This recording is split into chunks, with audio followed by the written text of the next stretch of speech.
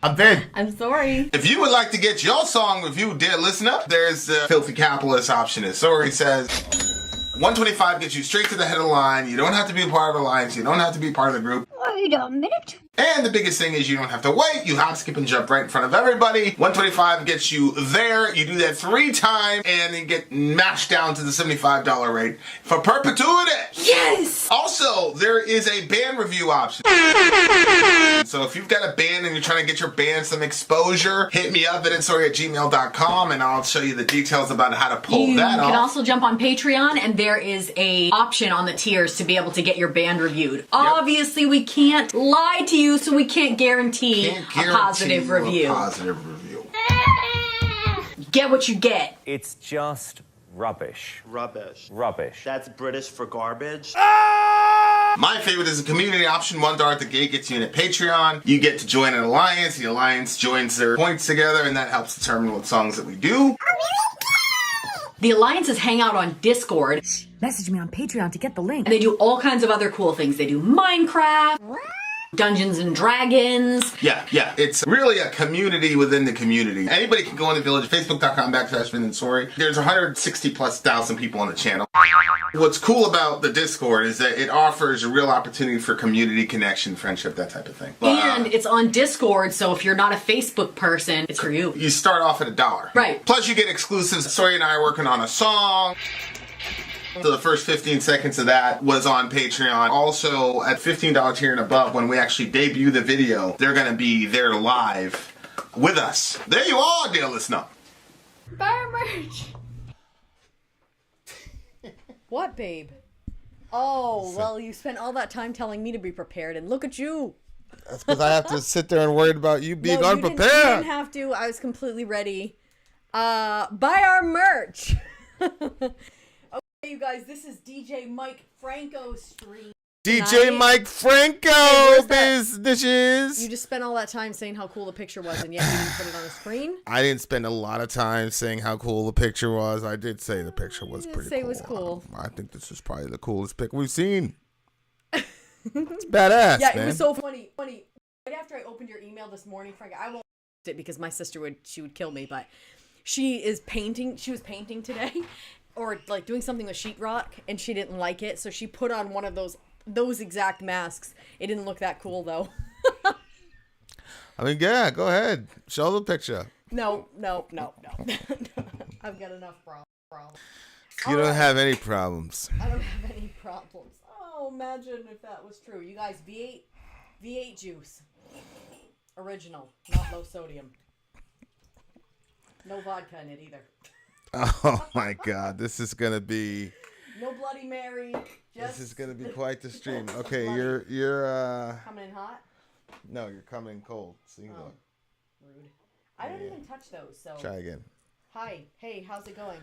All right, Ah, here we go. you add a little bit of salt and pepper to the drink itself, and it's interesting. We're doomed. All right. All right, you guys. The Bereaved. Whoa, nothing. By Bereaved by Sylosis. We're almost bereaved, dear listener. Yeah. Okay, Bereaved by the band Sylosis. Is Middle Earth said for the 100th time, Sori's mic is low. Maybe you adjusted something inside there. No. This is how you know that we've been fighting. Unless, Just kidding. unless Imagine if you were petty like that. What? I turned down your mic? Yeah. That used to really Remember bother that you when that person other that- kid. Yeah, I was just bringing that up. Ooh, he made me so angry when he did that. MacBook Pro You microphone. guys, at some point during the stream, I'm going to tell you a story that happened. I don't know why I keep landing in these situations of violence. He wasn't being violent. Say testing 1 2. You would have thought differently had you saw him. Testing 1 2 1 2 1 2. Your mic isn't picking up. Unplug it and plug it back in.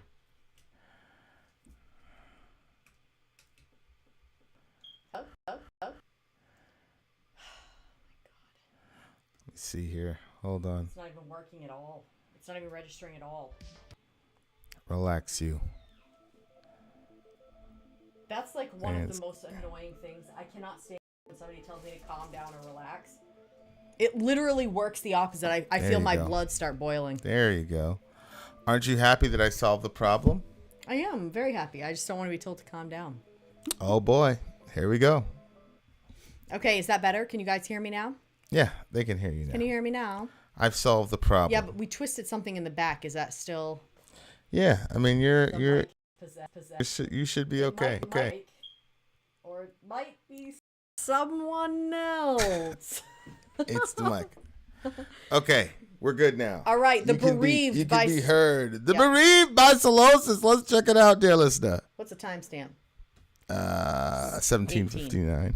Yeah, 18. I guess you could say it that way. All right, let's go to the I break. will.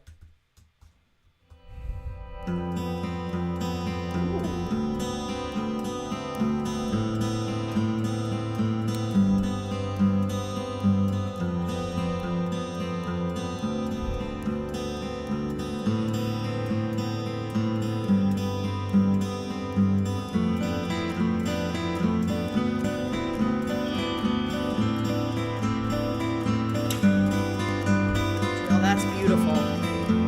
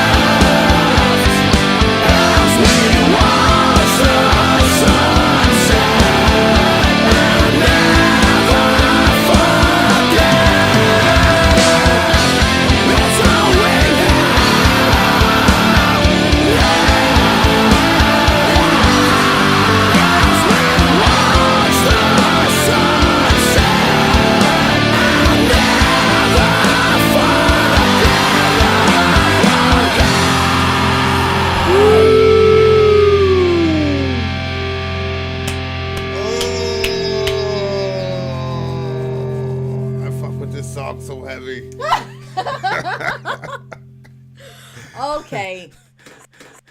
Last That's week what- was so terrible. That's what people say. That's what people say you fuck now. with it? When you really like something, they're like, "Yo, I fuck with this." Yeah, I'm and gonna if start you saying that. really, really like it, you say, "Yo, I fuck with this heavy." Oh, okay. So, I fuck with this band really heavy. Well, not this band, but this song. Yeah. This song is hit me in the heart. That's why I was like, "Yo." It did for me too. I felt like you were playing inside. Yeah, I was like, "Well, wait a second here." Like on the heartstrings, like I see. The tone, the new. We continue. Notes. We continue. Notes. I was like, I was like, I got to get this song down. There were a couple. I know. I saw him taking out his notes. I'm like, there it goes. That's it. Seriously, I gotta last find week out was the name so of these rough. songs. I seriously thought, no offense to all our other DJs, but I seriously thought, I said, I either need a DJ Franco stream or I need a DJ The Lone Rider. I need one of those two to come through. Yeah. No pressure. That's true, because you always do that. I know. You always do. Every time it's a Franco thing, he's just the best. Yeah, He's the best. Franco's favorite. I like him. Shut up. Shut up. This has been the last DJ Franco stream that will occur. Oh, babe. Okay. Anyway. Continue. Go ahead. All right. So, yeah. Wow. I'm pulling up the lyrics right now. I really, really like that. The Bereaved, Sylosis. Here's the lyrics. I've got them up on the screen for the listener. Ooh, memory is the sadness we keep. Woo! Eternity is an endless sleep. In the light of remorse, we will let the pain run its course. That's what I think about you. Like, Vinny's memory is, like, too good. So, I'm like, I'm sure that comes in handy in a lot of instances. And then there's got to be a whole shit ton of things that it's like, that's not convenient at all. Because there's a lot of memories that, and I find that memories are sad. Like, most memories make me feel sad. Like, they have that make you happy and then sad feel. So. Memories make you sad? Yeah, because you can't go there anymore. You can't be there anymore. I mean, you don't feel sad about memories? It just depends on what mood I'm in. You know, if I'm in a sad You're gonna be mood, sad regardless. I'm gonna be sad regardless. But like, there are times when I think about like my childhood or mom with my brothers. Yeah. And like a good moment, we're playing dominoes or some shit. Like, I'll exist in that moment, and I won't be sad about it. I'll just And be you don't like, get sad after? I'll be completely happy. After, obviously, Well, then see, yeah. that's what I'm saying. You start in a memory and then you come to present time. But I got memories with you that don't make me sad. Oh, really? Yeah. Well, that's nice. Yeah. That's good to hear. Huh? I said that's good to hear. We had an irreplicable time period, and there's a lot of stuff I get from that time period that I treasure. And it doesn't make me sad. That's good. So not all memories make people sad. What the hell? Everything makes you sad? Good night. Well, a lot of them do. Oh, maybe it's just because I'm in a sad spot. Maybe that's why. Yeah, I mean, maybe that's not like that all the time. That could be. Ask me again in a month. Well, I mean, you know, like Orion, when we first raised it to him and he started crying, like... Oh, that doesn't make me sad. That makes me laugh. You just laugh at it and, you know, whatever. Yeah. So, I mean, you know, it all depends. Amy's in the house. Everybody's happy now. We got a celebrity here. I said... Oh, yeah. We were talking last night. I took something for sleep. And then I was talking to Amy for a really long time. I should go back over those messages. Did I say anything incriminating, Amy? Yeah, you guys try to do some ridiculous trick. Okay, we didn't do a ridiculous trick. I really did do that. You did not. I'm sorry, Amy, for sending that. I apologize. Oh, yeah. Nice try. Nice try. Okay, you can. Anyway. Did you look through my messages? Look through them. You'll see there it be. There it be. Yeah. I'm sure. She didn't mind. Oh, yeah. I'm sure she wouldn't have minded. We continue. Okay. Memory is the sadness we keep. Eternity is an endless sleep. In the light of remorse, we will let the pain run its course. Ooh. This will be our desire. Burns right through our soul the only way we know. See, this... okay, so when the lyrics were like being spoken, Yeah. sometimes when I hear lyrics, they all make complete sense to me, and it kind of like creates a picture. This one, the lyrics were poetic in the sense that I couldn't follow them, but I understood. You couldn't follow them, but you understood. Like, What do you I mean by felt the that? song, you know what I mean? Like, but like when he says, "This will be our desire, burns right through our soul, the only way we know." Like, Yeah. I'm like, wait, what are we talking about here? Well, what did you take? How did you interpret that? I literally just said I didn't understand it. But like, there's this. I did not interpret that as a good thing. What they're talking about. It looks to me like, Oh, really? yeah, it looks to me like their relationship is screwed up. They'll let the Oh, it's a pain. relationship song? Yeah, it's a sadness we keep in the light of remorse. We'll let the pain run its course. Rivers run just to wash the sea. The ground will break to swallow us whole. Watch their eyes as they tell their lies. As the stars tear the skies apart. This will be our desire. Then it says, "It's all we have left as we watch the sun and never forget." The sunset and never forget. So it looks like those are some pretty hard. You know, their relationship is over, maybe not going to be the same, and they're like trying to cling on to the way it was before instead of dealing with the fact that it's not where it's at. Well, I didn't take it as a relationship song. I just took it as a life song. Okay, so that is very interesting. It's all we have left as we watch the sunset and never forget.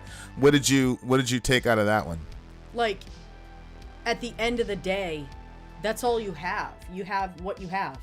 And that's the memories that you have and the life that you lived and, you know, the deceit or the lies, it's all part of your existence. Like, at some point you're going to lie to somebody, at some point someone's going to lie to you. Like, that is life. And, well, on this side of the fall anyway, I was scrolling through our comment section and, I think it was on we reacted, we've done a couple of reacts to one of the Ghost, Tobias Forge's, he was talking about religion or something like that. So, and somebody was like, "You're completely wrong." Basically, it doesn't help anybody by telling them that they were born a sinner. Like, that just makes everybody feel worse. And I, basically just said, well, I have to disagree with you because, and the analogy that the person used, I completely disagreed with as well. And I said so. And I said, it's like feeling sick all your life and not knowing there's anything wrong with you and not wondering why you can't keep up. And then finally you get a diagnosis that helps you understand why you are the way that you are. And now you know you need to see a doctor. Yeah. And so you can go see the doctor. Then I put a cross. It's so corny. Oh my god. The doctor. Just so you don't know who we're talking about. Making sure it's explicit. Lowercase t. Go ahead. No, it wasn't. It was, I used an emoji. Purple background. Cross. Oh, it was undeniable. Okay, continue. It's completely undeniable. Okay, anyway, trying to figure it. So I was just saying that, like, that's life. Like, we are gonna hurt people. People are gonna hurt us. But see, when it said, like, let the pain run its course, this will be our desire, burns right through your soul, the only way we know. Like, we're just gonna live, and all we have left as we watch the sunset and never forget. Like, this is life. You're gonna have pain. You're gonna have joys. You're gonna have desires that burn through your soul. There's all kinds of things that you're gonna have. But that, I didn't take it as a relationship song. Surprise, surprise. This is a first for me. Well, it's a first for both of us where I thought it was a relationship song and you didn't. And now, this is about life. That's yeah, I mean, it could go both ways. It could go both ways. You too. But I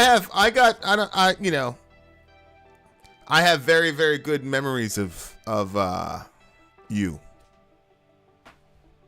Most of my memories, like when I think back and think about it, like they're all mostly good.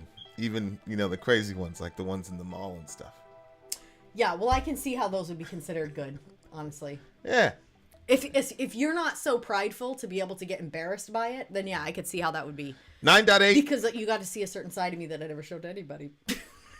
Except you and the people in the mall. Okay, 9.8? Yeah, it was a really, really good song. Really good song. I'm gonna have to match you on that.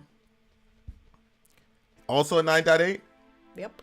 Boom. Boom. Okay, there you go. Sylosis. Song 9.8. 9.8. We have spoken. But guess That's what? There's it. more Sylosis coming up next. Oh, is there one right Yeah, after? Yeah. All right. Well, right to the commercial, dear listener. We're coming right back. Vin out, sorry out. Go. Oh, yeah. Vin out. Sorry out. Go. I'm Vin. I'm sorry. If you would like to get your song reviewed, dear listener, there's the Filthy Capitalist option. As Sori says, 125 gets you straight to the head of the line. You don't have to be a part of the alliance. You don't have to be part of the group. Wait a minute. And the biggest thing is you don't have to wait. You hop, skip, and jump right in front of everybody. 125 gets you there. You do that 3 times, and you get mashed down to the $75 rate for perpetuity. Yes! Also, there is a band review option. So if you've got a band and you're trying to get your band some exposure, hit me up at instory@gmail.com, and I'll show you the details about how to pull You that can off. also jump on Patreon, and there is a option on the tiers to be able to get your band reviewed. Obviously, we can't lie to you, so we can't guarantee, Can't a guarantee positive you review. A positive review. Get what you get. It's just rubbish. Rubbish. Rubbish. That's British for garbage. My favorite is the community option. $1 at the gate gets you in at Patreon. You get to join an alliance. The alliance joins their points together, and that helps determine what songs that we do. The alliances hang out on Discord. Message me on Patreon to get the link. And they do all kinds of other cool things. They do Minecraft, Dungeons and Dragons. Yeah. It's really a community within the community. Anybody can go in the village. Facebook.com/VIN and SORI. There's 160,000+ people on the channel. What's cool about the Discord is that it offers a real opportunity for community connection, friendship, that type of thing. And it's on Discord, so if you're not a Facebook person, it's for you. You start off at $1. Right. Plus you get exclusives. Sori and I are working on a song. So the first 15 seconds of that was on Patreon. Also, at $15 tier and above, when we actually debut the video, they're going to be there live with us. There you are, dear listener. Buy our merch. Buy our merch indeed. A child shall lead them. Buy our merch. All right, dear listener. Right now, we're not talking about merch, though. We're talking about Sylosis. Yes. The band Sylosis. Conclusion on an 8. That's Conclusion of an age, it Oh, looks oh, like. oh. Yeah. Okay, that makes more sense. Yeah, it makes a lot of sense. Shout out to DJ Mike. If you want to know how to be a DJ, the details are involved in the thingamajiggy. Yeah, no, the details are in that video, but you send a message, vinandsori@gmail.com, and then Vin will give you my secret email, and then we'll correspond there and set up your whole thing. What? Correspond. All right, Sylosis, conclusion. DJ Mike Franco, let's go.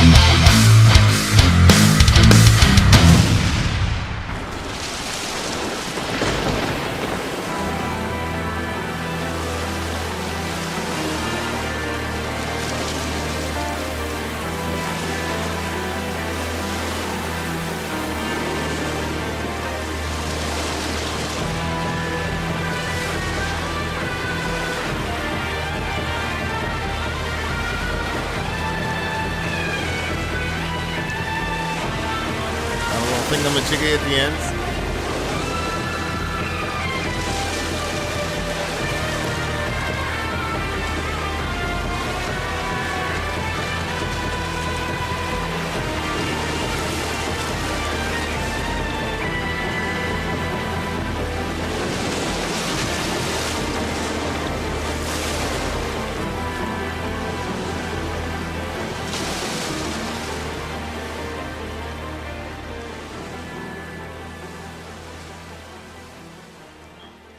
Okay, conclusion of an age or the age by Sylosis.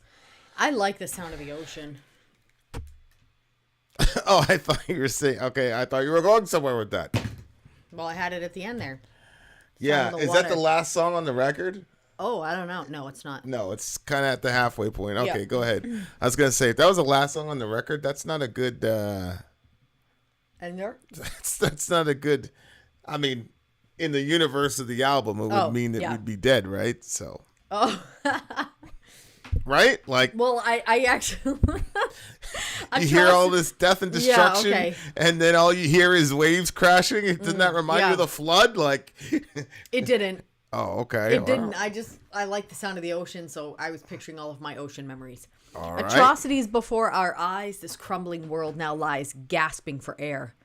And it sickens me to think we will not grow old and die before we face extinction, human demise. I'm following along on Twitter some very, very brilliant woman. Her name is Catherine something or other. And she basically was writing a eulogy for the human race. She's like, well, we had a good run, but then things went left when our brains and our minds like made that quantum leap of consciousness above all the other animals, and we thought ourselves into extinction.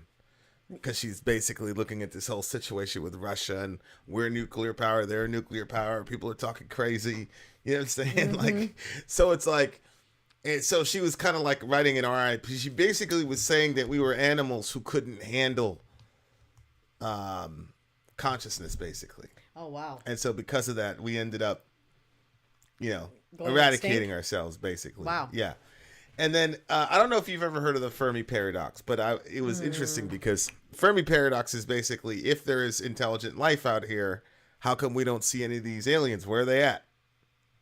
Right? Yeah. So there's billions and quadrillions of stars out there, so there should be life somewhere. That's the paradox. How come we haven't seen it? So Yeah. there's all these random explanations for or how come.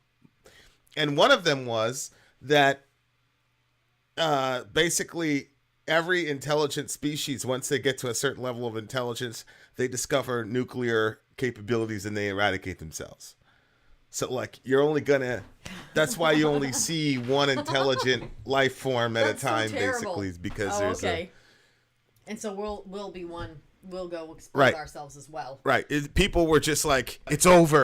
You know what I'm saying? Wow. like, like, damn, that's kind of. But I mean, Doc? huh? Doc? Metal? I don't believe that the world is going to end in a nuclear holocaust now or ever. Did you ever think it would? Well, yeah, when I held a certain So did I. theological positions, did I. obviously, right? But Yeah. like, I mean, hell, people were looking forward to that shit. Sick. But I don't not believe that we're gonna all turn into ash because I believe in human beings. Because Oh, right. you know what No, I'm saying? exactly, Like I am not exactly. depending on the reasoning No. capabilities of human beings No, to get us because through this at all. When we had that other theology, we were relying on human beings. What do you mean? Well, at least I was. Like, okay, human beings, as soon as like God takes the Christians out, then it's just gonna Right. be human beings left, and they're going to inevitably. Oh yeah, but then they had to fight God in Armageddon, right? Mm-hmm. And you thought it was like up at the sky, Jesus is coming in a horse, and like No, Sadie, that was our last song. Sorry, you made it here just at the end. and like folks are shooting at Jesus from the air, like that type of shit. I mean, I think they did. Right. So that's what I'm saying. Like that's not a nuclear war. Like, did you think that the unbelievers were going to try to nuke Jesus? I just assumed there was going to be a bunch of bombs going all over the place, and then that was going to be... And it was like horses, like straight up horses. No. Or you thought he was in a ship? I don't know why you're laughing like that. I never thought there was going to be actual horses. No, I've never actually... Well, remember that conversation? I got in an argument with Dorian. Dorian's like, they're horses. And I'm like, they're not horses, man. They're just... Remember that whole thing? No. We never thought that because we had been told that, like, oh, if you read this, it sounds like it's a helicopter, blah, blah, blah. So everything was, like, pushed to the future. Oh, so okay. It was like... So okay. Jesus was going to come down in a helicopter. Babe... I'm genuinely asking warring. What you thought. We were going to be warring. Right, but were you going to be on a... Oh, so Jesus was going to be on a horse and you were going to be in a chopper. I don't know. It really didn't matter, babe. It really didn't matter. All right. I'm not mad at it. Fighting and... You're going to do jihad. Yeah, I guess. Yeah. No, I mean, yeah. Okay. Sure. All right. Don't laugh like you didn't believe some of that too.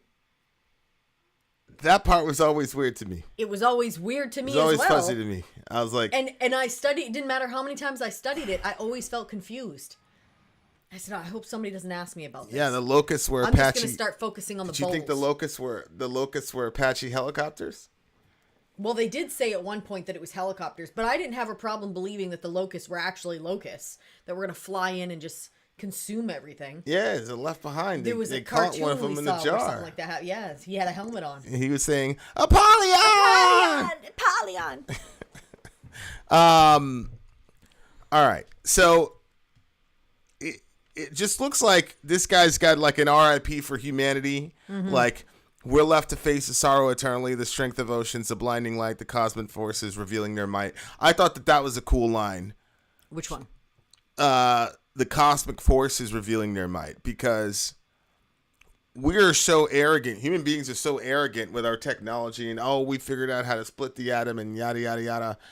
And this thing is saying like, yeah, but there's a limit as to how much of the created order you can master. Yeah. And and at the end of the day, you are still basically trapped within the cosmic forces. Yeah.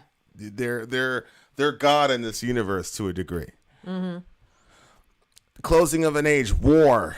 Yeah. This war erases history. Watching as we all fall apart. Witness catastrophe spread like... You know what's interesting? One thing I heard today, which was really fascinating, was that one of the reasons... There's a theory, a deterrence theory, that one of the reasons that we have not had a World War III is because of nuclear weapons. Oh, this is interesting. Well, why is that? So, because that's like the next step and nobody wants to really like blow that off. Right. It's kind of the doctrine of mutual assured destruction, yeah. right? Back in the day with us and the Soviets. And so if you have just a few countries capable, it's understood that if those countries are hostile with each other, they shouldn't fight. Because then it can escalate all. So then so it kind of explains really the last, I don't know, 50 to 60 years where it's like, we won't fight, the Russians won't fight us in Vietnam, but they'll arm the Viet Cong to kill us.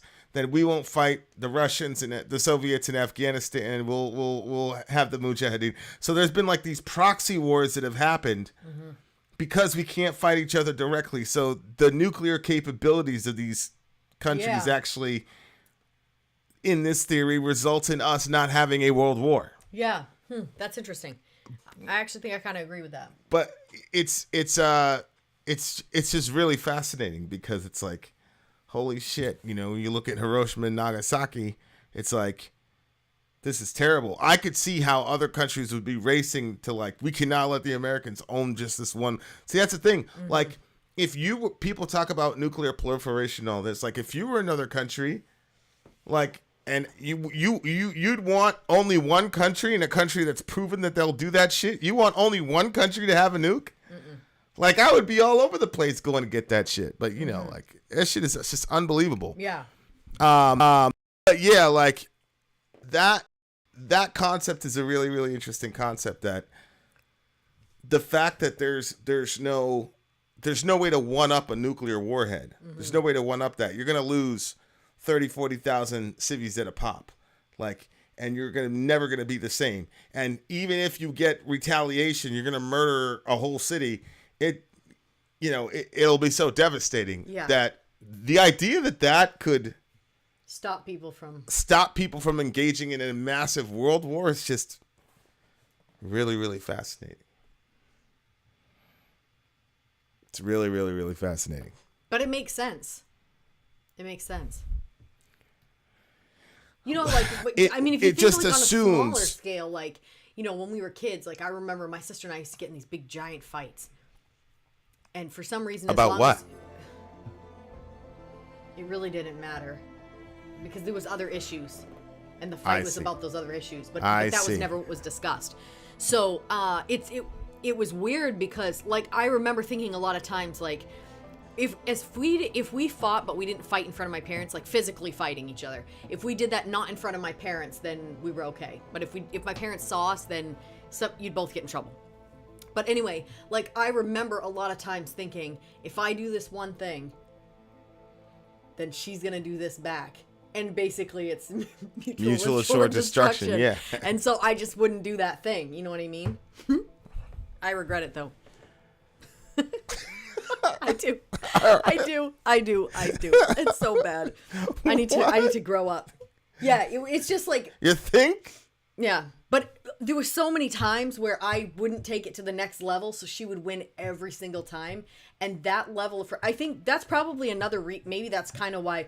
So I saw this thing by Jordan Peterson where he was talking about kids, and especially during a certain age, you can't let another kid pick on the younger one. You have to make sure that you get in the middle of that, because if they spend their first primary years being treated a certain way, then they're going to feel like the world is unfair, and it will inevitably make them I think like a more violent person.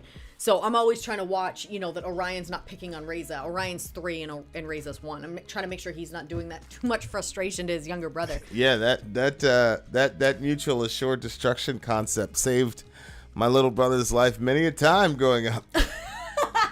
Why? Because you didn't want your mom to go I after you? was gonna murder him so many times, but then I would also be destroyed. So I wasn't gonna let that happen. That? I wasn't gonna let that happen, bro. Yeah, I see how at the end, now looking at these lyrics, how you were thinking of the flood. Yeah, all you hear is water after that. It's so weird because I'm so used to hearing the ocean with birds that I added birds into it. I thought for sure there was birds. Yeah, no, it's just a bunch of bodies, man, floating around, and yeah, not good. Not a good future. Not a happy future.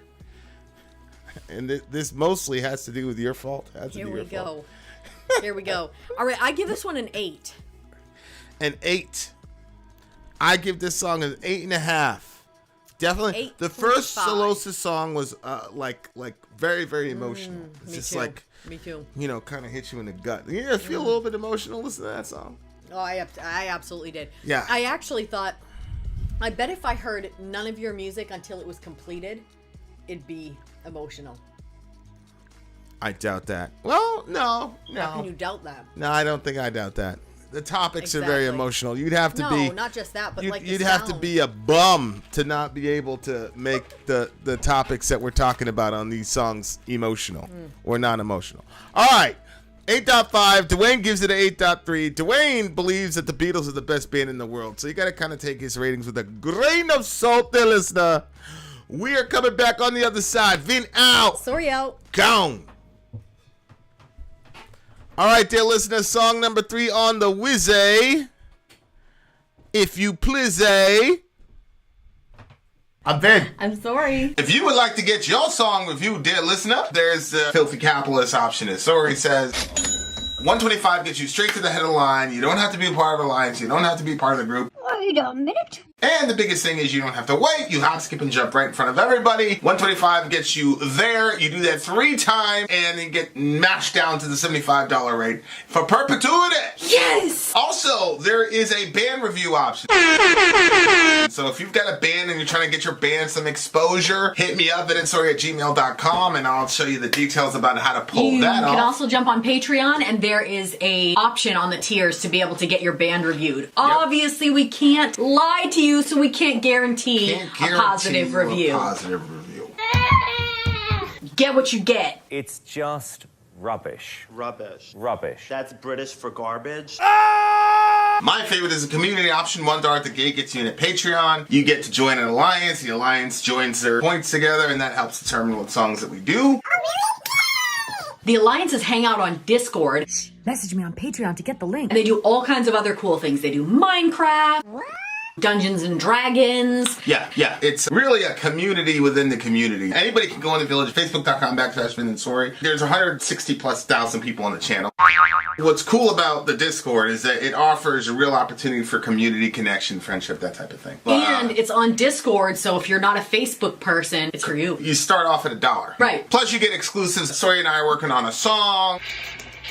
So the first 15 seconds of that was on Patreon. Also, at $15 tier and above, when we actually debut the video, they're going to be there live with us. There you are, dear listener. Buy our merch. Buy our merch, indeed. A child shall lead them. Yes, to buy our merch. Yes, dear listener. Okay, so we have NightCraver. NightCraver Oh, is actually the name of the band. You obviously don't love metal. Craver. NightCraver. Are you sure that's NightCraver. song 3? Yeah, Let me see. 3. Huh. Looks like you're right. Imagine that. Yeah, imagine. What's it called? I was gonna let you Kurenai? read it. Sure. Okay, this is Kurenai by NightCraver. Did I spell this right now? This should be interesting. Should be very, very, very interesting. Let's do it.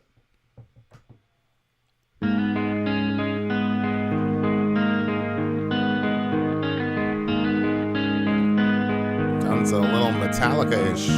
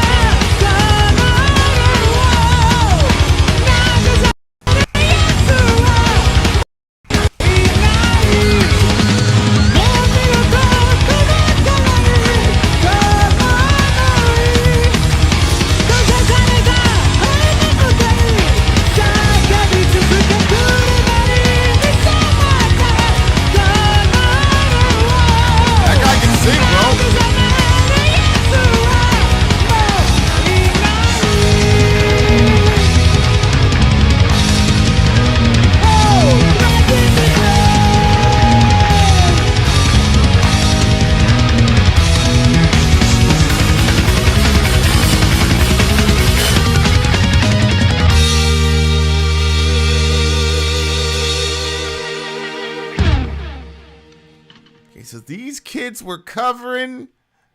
They were covering an actual band. What's the name of the band? Oh, there? really? It's Ex-Japan? Ex-Japan, I think, is the name of the artist. Oh. So this was an Ex-Japan cover. Oh, that's And- interesting. Yeah. So We have a couple of Ex-Japan songs on this stream. on this list, right? Yeah, I found, the last two are actually from Ex-Japan. Yeah. But okay. So I was trying to figure it out for a while because I'm scrambling trying to find the lyrics. I finally full band cover from Peru. You told us that. Duh. Okay, so they're Peruvian. Okay, so NightCraver are Peruvian. Wow. Peruvians tried to do me in. I think this is a love song or a relationship song. You think surprise, surprise, it's a relationship song. So What happens when you hear all that scale working guitar for you? Like, are you moved by that at all or what? I'm moved by the beginning sound of the song. All the scale work is just... But like when they're going... No, it doesn't move me. I'm just like, nice. Like, what are you thinking? What is going through the mind? It depends. Am I watching somebody I know do it?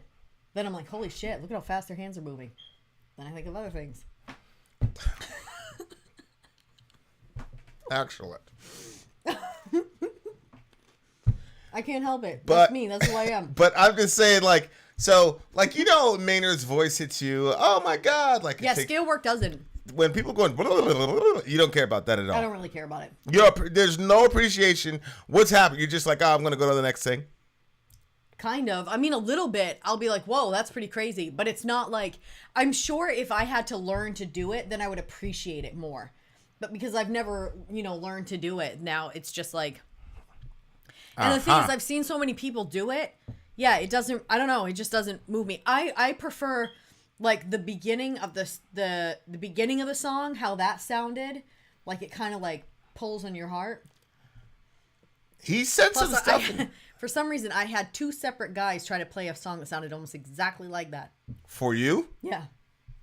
I knew one of them. It sounded like a Metallica one. Yeah. Yeah, I knew one of them, right? Their names rhyme. Did I know the second guy? I mean, I've talked about him. Oh, yeah. And you're the worst. You try to play, the dude's trying to play music for you tonight. Did you let the first guy play the music? The guy with the nose? Yeah. We know how deep you are. I let him play. What do you mean? Of course I let him play. Was he good? Like, was he killing Well, shit? they were both good. So, like, what did you think when they were doing it? Did you, like, cry? Did you be like, oh, my guy's got to learn how to play guitar? No, what happened was, you're going to think this is so terrible. All I kept thinking was, I wonder where this song came from. Hopefully it's not from a bad record that has devil music on it. Oh, my God. I mean, of course, it did have a romantic sound to it. I'm not saying I didn't have any romantic thoughts about it. I did. But I'm sure you don't want to hear about those. Not particularly. Okay, so what's this guy saying? Okay, so the name of the song is Kurenai, which means crimson, which both of those words to describe that color are perfect. Crimson is a brilliant word, and Kurenai is also a brilliant word. That's an interesting. Okay, go ahead. I could not look back. You'd gone away from me. I felt my heart ache. I was afraid of following you. When I was looked at the shadows on the wall, I started running into the night to find the truth in me. That's interesting. He started running into the night to find the truth in himself by chasing after this girl. Yeah. Yeah, I think that's what he was saying, right? With Maybe I was he's- afraid of following you. Kind of reminded me of like Song of Solomon. Yeah. Because there's this part where she's in bed. She's totally understand this. She's washed playing her games. feet. No, I understand it too. No, She's no. playing games. No, she washed her feet. She was all ready for bed. She'd been waiting for him for hours. He was probably playing Madden and shooting Middle America videos. And I mean, this is getting too personal. Just kidding. Okay, so she was in bed. She'd been waiting for Filthy him. woman. She washed her feet, everything. Filthy woman. And then he comes knocking at the door, and she kind of's like, blah, blah, blah. And she hesitates, and then he leaves. So then she goes to open the door, but he's already gone. Then she chases after him, and she chases him all through the city, but she ends up getting seriously injured. Yeah, that's what happens when you play around like that. Listen to this one. Instead of just being communicative. Yeah, well, it's just funny though. Like he said, he was afraid of following. That's an interesting thing. My thing is like, it's really interesting depending like how that works in relationships. I still haven't quite figured out the whole, obviously the rhythm of the chase, capture. This is interesting. Rhythm. Like I still haven't figured that out. Okay. I appreciate the honesty. Yeah, like I'm not very good at doing that at all. Yeah, and part of me like doesn't know if it should even be done. That's my problem. See, that's what I kept reading from you. So I was like, okay, so this cannot be a part of our relationship. So what can't be part of our relationship? The chase, the hiding, the chasing, the seeking. That I think it's important in relationships. Yeah, like but so important that you have to manufacture stuff to chase and run about. No. No. Because then, like, if people are just having open communication where they understand each other from the jump, then where would the chasing, drama, following thing go? I don't believe that you can really fully know somebody. I think that because people are always changing. I think that what you knew of them was them last week, but this is a new week, and so there are always new things and things are changing. I mean, especially for women, because, you know, I'm not trying to make us look bad, but our hormones are all over the place, especially, you know, circumstances change that and stuff. So I think that, you know, what was true last week doesn't necessarily mean it's true this week, but I think that's part of the excitement of the whole thing. But it depends on how you look at it, I guess. Okay, so that depends on. So to me, I think there's a difference between pursuit and chasing. Like pursuit means I want to know you, I want to know what's going on with you, yada yada yada. Mm-hmm. Chasing to me is coming from like a lot of fear-based energy. Like, oh, you stormed out of the room and I'm afraid of whatever, so I'm going to go after you, or I don't like the ramifications of not going after you. So, yeah. Whereas to me, like, pursuit is, hey, I want to get after you, I want to get to know you, yada, yada, yada. So to me, I interpret, hey, let's just have an open line of communication and honest dialogue. I interpret that as pursuit. But then I'm getting the vibe that you're like, no, it's got to be the chase me from the room and the whatever. Yeah, it probably depends on the person, because I hear what you're saying. I just think that that's not like enough, and that's a little boring. Like, I like a little bit more drama. Right. which is why I said you then have to manufacture the stage by which you could have that drama. No, that's completely untrue, because I feel it. If I leave the room, I very much feel like that's what I want to do. What, manufacture drama? No, I'm not manufacturing anything. That's how I feel in the moment, and that's what I'm doing in the moment. Yeah, what I'm saying is theoretically, you would have to manufacture drama if you're saying that that's part of a healthy relationship. No, I disagree with you. Because if we know each other, then it's too boring. No, I think that depending on the person, like, there's probably whole bunches of women that don't like that. They probably want everything just like but I just tend to find those people more on the boring side. I like a little bit more. Shout out to Adam Keen, gang, gang, gang. You know, like day to day, I don't know what type of mood you're going to be in. Like, we could be happy-go-lucky today, and tomorrow you could wake up depressed. Same thing could happen for me. You know what I mean? Like, I don't know. And then sometimes you will wake up and you're, hey, you know, like, I literally don't know. I'm okay with that. I actually find that a little interesting. I like that. But, right. So he had that kind of relationship with this girl, and now he misses her, I guess, because he didn't chase her well enough. No, I think that he said, yeah, she had left. He said, I was afraid of following you. I think that what happens is, you know, and I was in it wasn't a serious relationship. I really didn't like the person that much, but, is it the guy that I knew? Yeah. But he, somebody had told him along the lines, like, don't put yourself out there too much. Like, make sure that there's a chase. Give her the gift of missing Give her the you? gift of missing you and stuff. Yeah, it was ridiculous. And I think that, I don't know, maybe that would work for another type of person. I'm not like that, though. Don't give me the gift of missing you, because I don't do well in those situations. I don't want, well, this is interesting. I don't want games played with me. I want to know exactly where I stand. Yeah, I don't know. That is a little bit hypocritical. And as we said, we have to manufacture conflict. So anyway, he said I was afraid of following you when I looked at the. He said when I looked at the shadows of the wall. Okay, so basically, he realizes though after she's gone. Yeah, he says, I can no longer endure the Without Love solo performance anymore.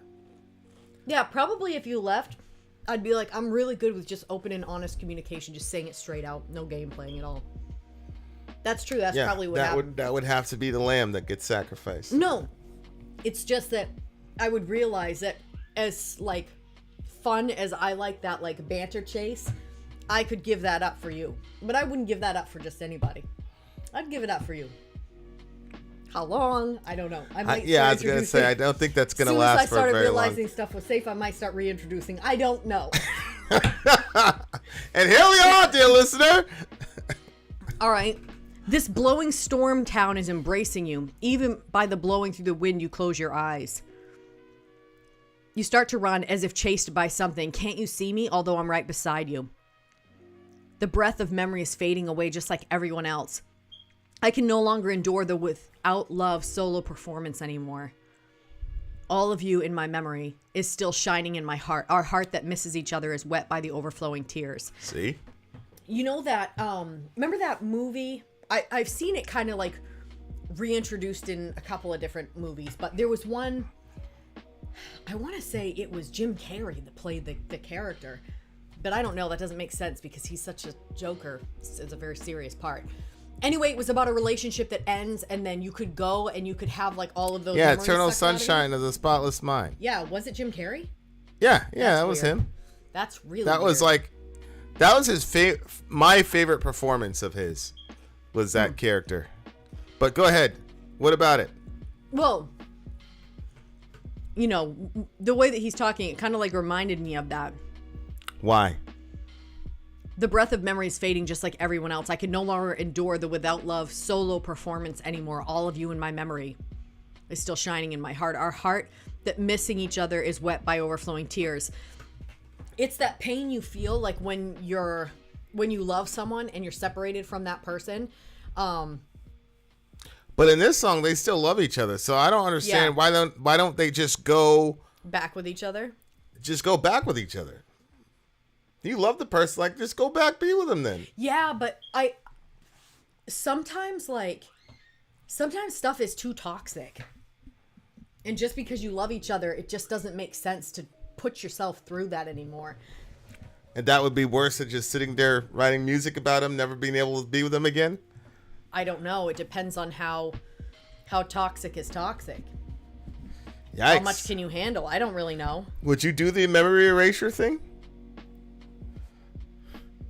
That's a really solid question. You are the worst. I don't know. I really don't know. I don't know. You probably would erase me. I don't know. I would never do it. I would never do it. I don't know. It depends. Like, what ended our relationship? I don't know. You cheated on me? Well, I mean, you've been talking back. And you went off with this person?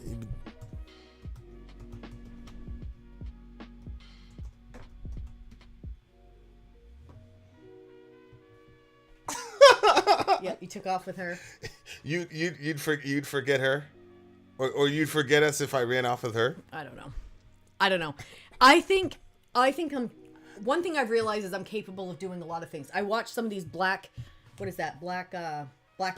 things. Yeah, like we already talked about that, where the guy died, and then she brings him back. It's a yes or no question. Would you erase memory me or not? No, I'm gonna say no right off. If I ran off with Shorty, what if I ran off with This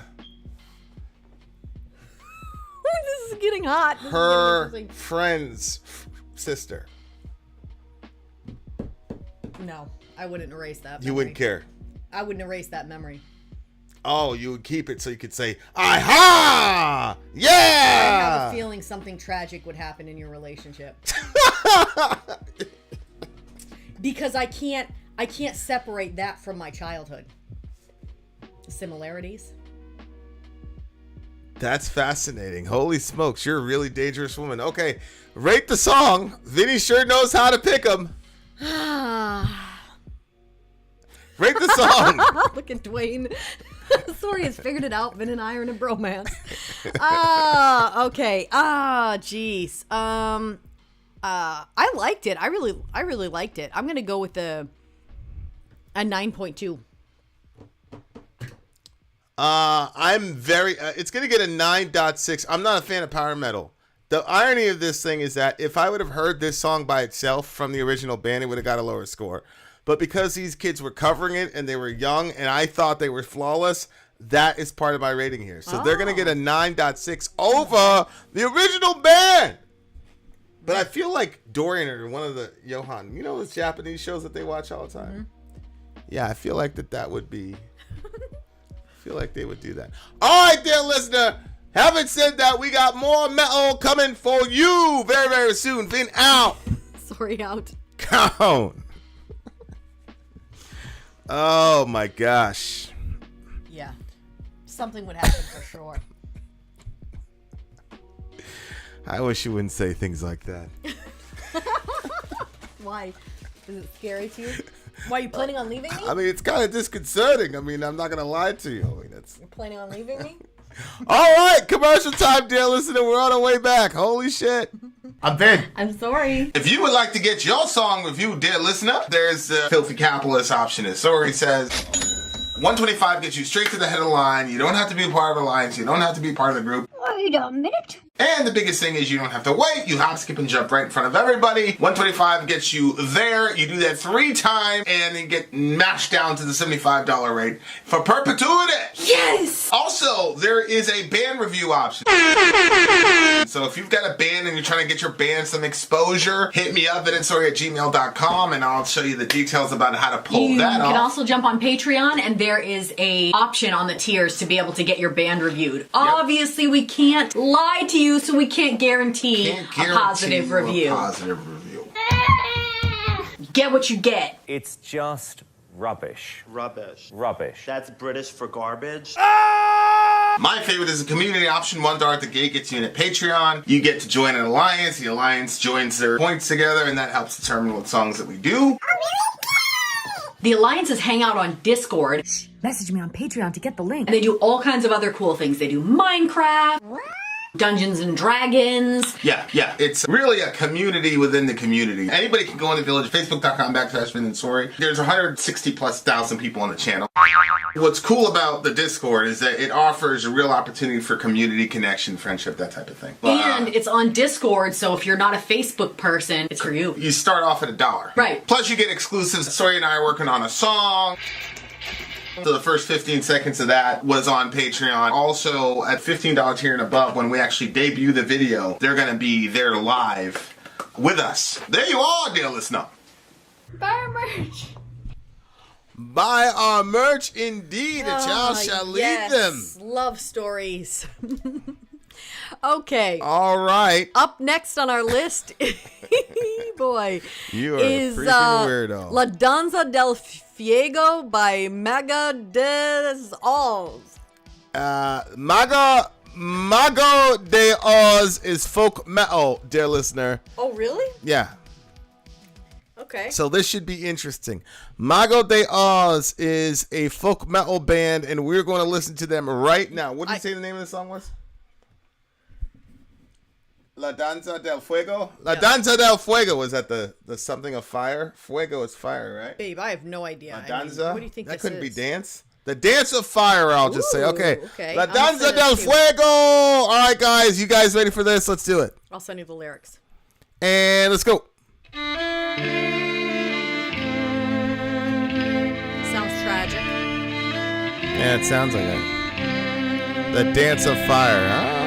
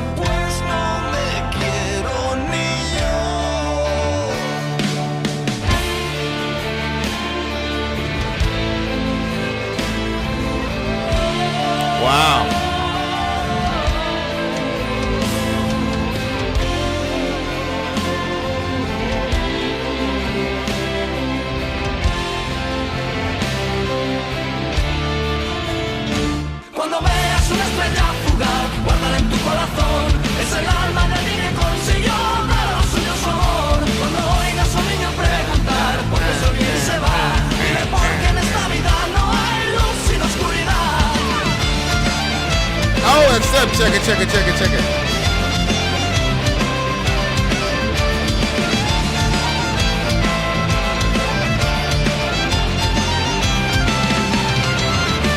Si eres capaz de devolver con una sonrisa una traición, si eres capaz de dar tu mano a quien con la suya te señaló, no eches raíces en un sitio, muévete, pues no eres un árbol, para eso tienes dos pies. El hombre más sabio es el que sabe que su hogar es tan grande como lo puede imaginar. Cuando veas una estrella fugaz, guárdala en tu corazón, es el alma de alguien que consiguió dar al suyo su amor. Cuando oigas a un niño preguntar por qué soy y se va, dile porque en esta vida no hay luz sin oscuridad.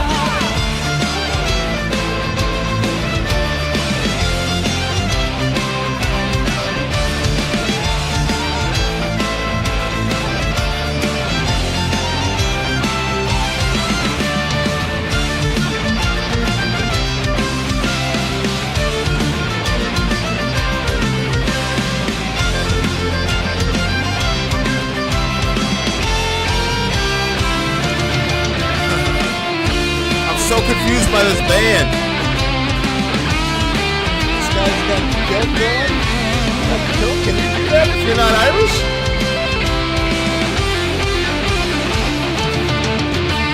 Mejor día es en el que el alma tiene hambre y sed. Hey! Olvides lo aprendido, no dejes de comprender. Ay! Rodéate de buenos y tú lo parecerás. Ay! Rodéate de sabios y algo en ti se quedará.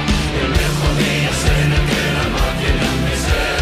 No olvides lo aprendido, no dejes de comprender. Rodéate de buenos y tú lo parecerás.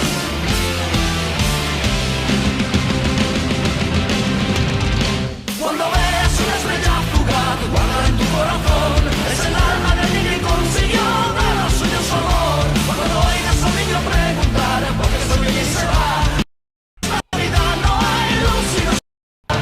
Cuando veas una estrella fugaz, guárdala en tu corazón, es el alma de alguien que consiguió dar al suyo su amor. Cuando oigas a un niño preguntar por qué soy y se va, dile porque en esta vida no hay luz sin oscuridad.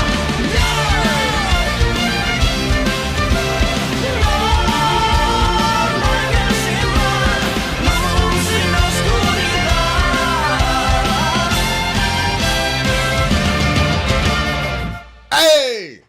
Yo, I am so confused by this band, bro. In a good way.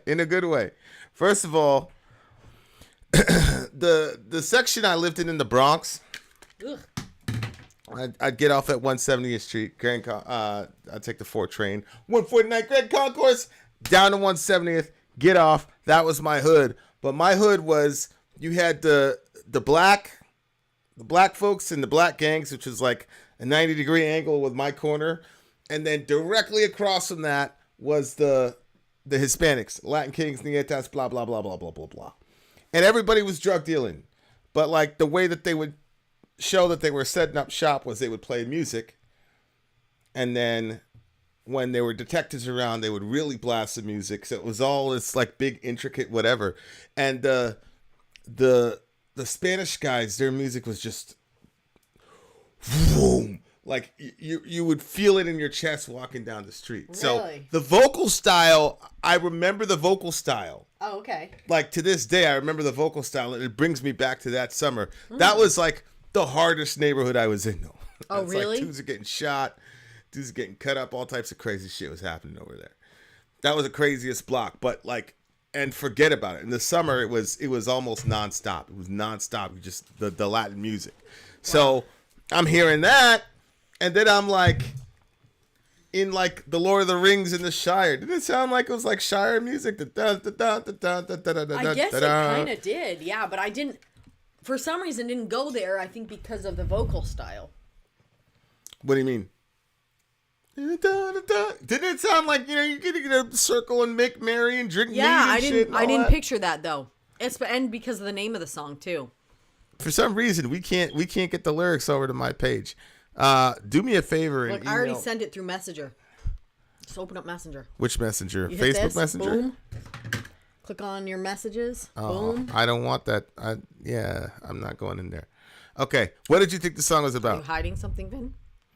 100%. There it is. What did you think the song was about? What do you mean? The more I have to wait, how much more I have to look for to find the light that I know there is there for me. I have lived in solitude surrounded by a crowd. I have never managed to love. Well, I do not love myself. When you see a shooting star, keep it in your heart. It is the soul of someone who give theirs their love. When you hear a child ask, why That's a line I'm curious about. It's the soul of what? Of someone who got to give their love.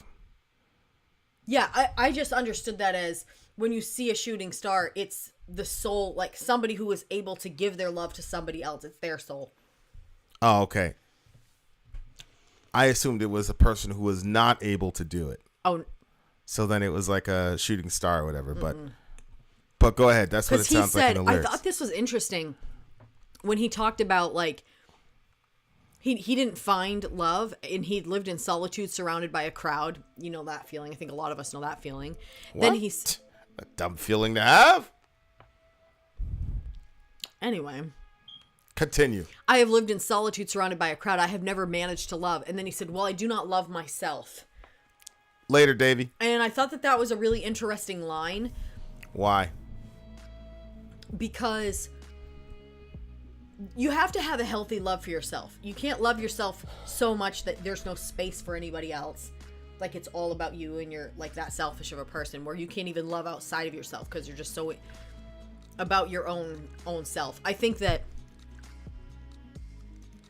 a bad analogy, but like to me, the way that Shake came off looking in Love is Blind looked like that type of person. Yeah.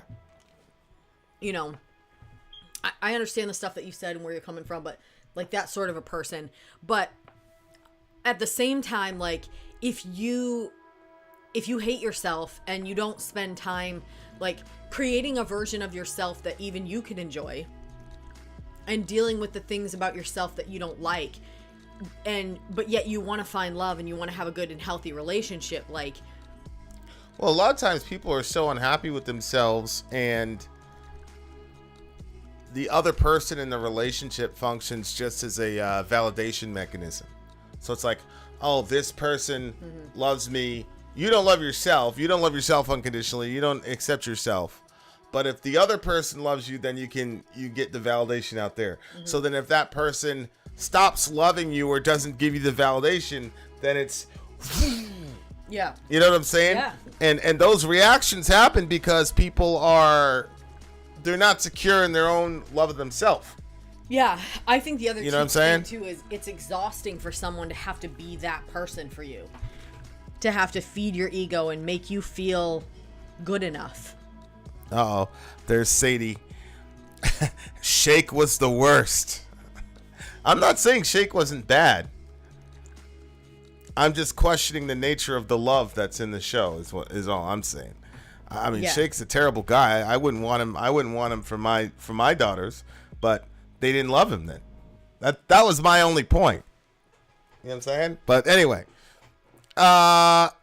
if you were able to give what's going on with you? You don't ask me. It's going to be another one of those videos where we're going to cut something out of it. What do you mean? Shake came off looking like a real shitty person, and I get that.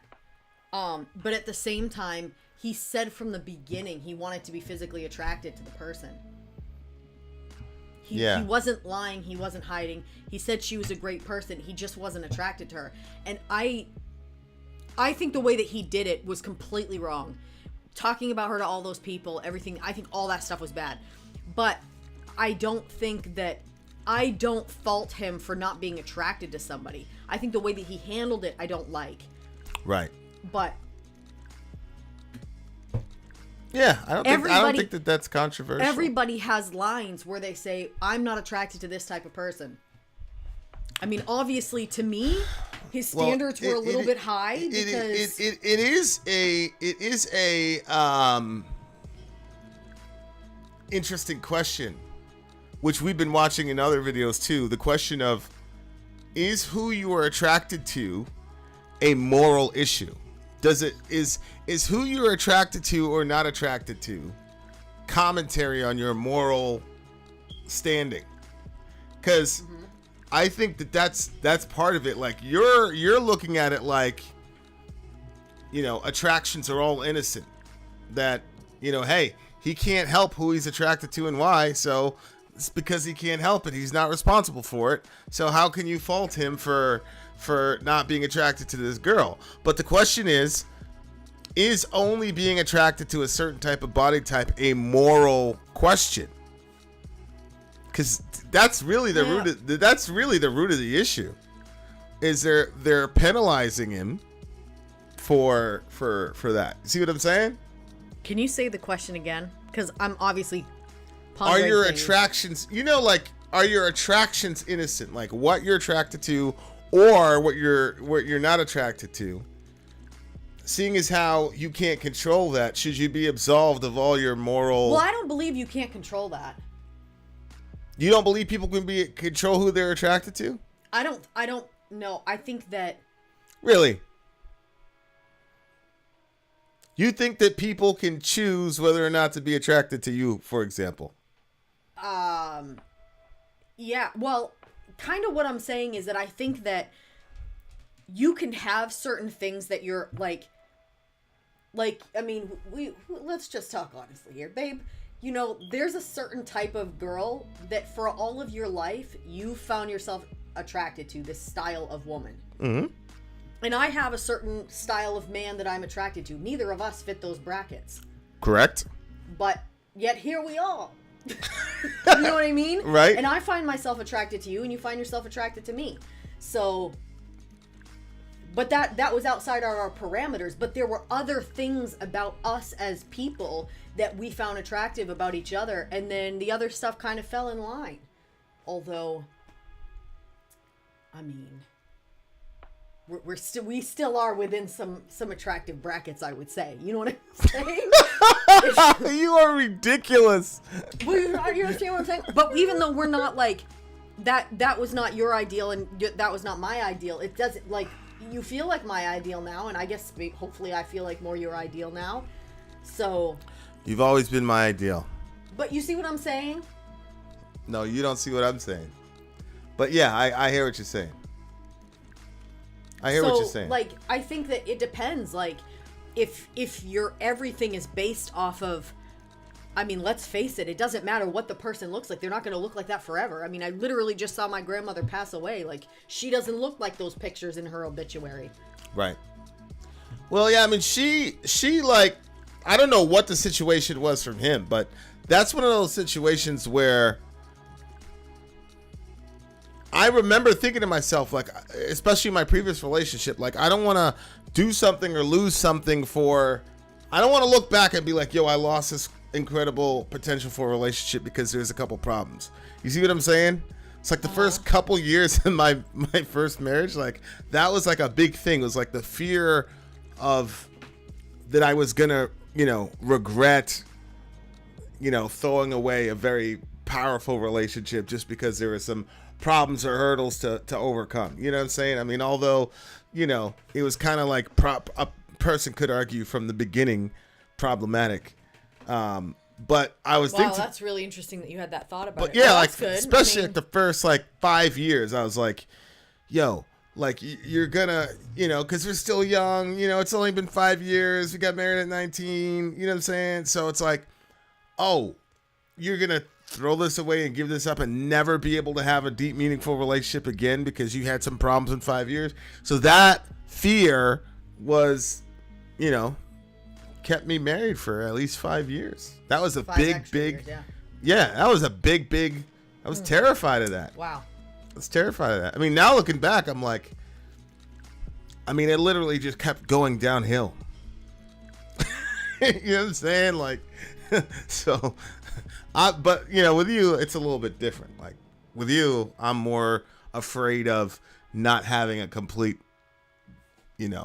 experience with each other because, we're, we can't communicate or whatever. But yeah, that was a big thing, man. Wow. So I don't know. Like, it's my whole thing is, whatever the thing is, whether it's I can't carry you on my shoulders at a rock show or whatever, which was Shakes, you know, whatever. I mean, or if it's money, if it's security, there's so many issues that like make people, in my opinion, quit on a relationship too soon. You see what I'm saying? Like where they just throw it away, and it's like, oh, you had an opportunity for a really deep relationship, but now because of your superficial looks, money, whatever, security, whatever it is, Yeah. you know, obviously if the person's abusive or whatever, that's a completely different story. That's not love. That's, you need to get the hell out and make sure you're safe. Yeah. Yeah. But you know what I'm saying? That's my point. Is that's what the song was to me. Was like, I think losing like something incredible, like a shooting star, which is a once in a lifetime thing. You know, and I think that's the point of the metaphor, was that these kinds of opportunities to love a person, like, I'm like extremely lucky, because after the first one I was like, there's no way I'm ever gonna, you know, whatever, and then, you know, here we are. I think it's so weird that you think that. Think what? That you weren't gonna find love after the first one. I think that's so, like, it's almost hard for me to believe that you would think that. Yeah. Because I feel like you're the type of person if I drop you in any situation, you're gonna find somebody. Somebody's gonna find you. Oh no, I don't think I'd ever have a problem with like finding somebody, but finding somebody and finding love is not the same thing. It's probably like that for you, but I'm not like that. Like, I can't just love people or fall in love with people, especially that way. So when that was done with Homegirl, I was like, okay, like that's a once, like that'll never happen again. Like, I was certain of that, and I was at peace with it. I was like, all right, I just made my peace with it. See, I'm not like you know, like if I died tomorrow, you'd be like, I'm sure you'd be sad, but you know what I'm saying? Like you'd move on, but I'm different. But that might have to do with our upbringing and stuff like that. Moving around a lot. Like I said, there's not a lot of relationships that are like that for me. You know what I'm saying? I think that one of the major problems, I'm talking about American relationships, because I don't know how everybody else functions. But I think that the romance culture has done such a disservice, because people believe in the love at first sight sort of. And a lot of the love stories, I've noticed that I get in moods where all of a sudden I just want to watch like a comedy love story or a dramatic love story or whatever. Yeah. And it's all the same. It's all the lead up to the actual start of the relationship. And right. It's not what happens after. Right. I don't know if there's any movies on what happens after, like love after marriage, because you see the love at first sight stuff, and then all of a sudden you realize, well, wait a minute, people are going to have, you're going to have fights. There's going to be stuff that you guys disagree on. There's going to be, you know, and if you don't have a space for that, or the seasons of a relationship, then you can really think, oh, this is not the relationship for me, because we don't have that starry-eyed feeling. Well, if you recognize, and I think that probably each relationship has patterns, like just like if you watch the moon, you're gonna see the phases of the moon, and it's a cycle, and it's gonna keep doing it. It was doing it before you and I existed, and it's gonna do it after we die. The moon is gonna have the same patterns, and I think that each relationship, because they're based off two people that are unique, your relationship is gonna have phases, and so you have to kind of like, I bet if I took the time to track our relationship, I bet it's more patterned than I realize. Like, yeah. It's probably almost predictable based on who you are as a person and based on how I am, because you have your patterns that I feel like I can clearly basically see a pattern with it, or basic pattern with it. But my reaction to your patterns is probably a whole nother cycle, because there's sometimes I'm okay and sometimes I'm not okay with it, and there's sometimes where you're okay with my whatever, and then there's other times you're not. You know what I mean? Like, I'm sure that's easier to, like, if you looked at it, but I feel like that's the big issue with American relationships, is people not recognizing the moral of the story is try to have a relationship without regret.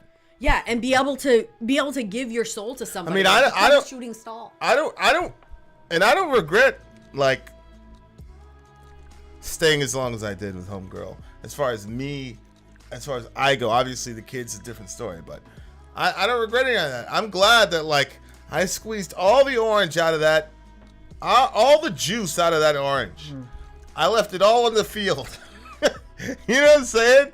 So I never thought about you, but it's cool to be able to like be with you and be like, yeah, I gave that 110%, man. You know what I'm saying? And I did. So I'm glad I'm able to say that. And it loosens stuff up for me as far as me and you go. I can see that would for you. What'd you give the song? 9.3. A solid 9. Fascinating discussions these songs are bringing about there, DJ Mike. Very interesting. I did see the Notebook, but there was something about the Notebook, and don't ask me, I don't remember what it was, but there was something about their relationship when it got started. Something was extremely manipulative, and I don't know if it was him or if it was her, but I did not like the massive manipulation that was taking place at like in that story. But I don't remember what it was. I just remember being like, holy shit, what? Sori would be great if she wasn't so jealous, and Vin would be great if he wasn't black. She should have said and on that note, Vin out. Sori out. Gone. Some of them don't try this at home shit. Look at kidding people. All the Neil lives are. Ah! You know that thing with the superhero? He doesn't know which button to press.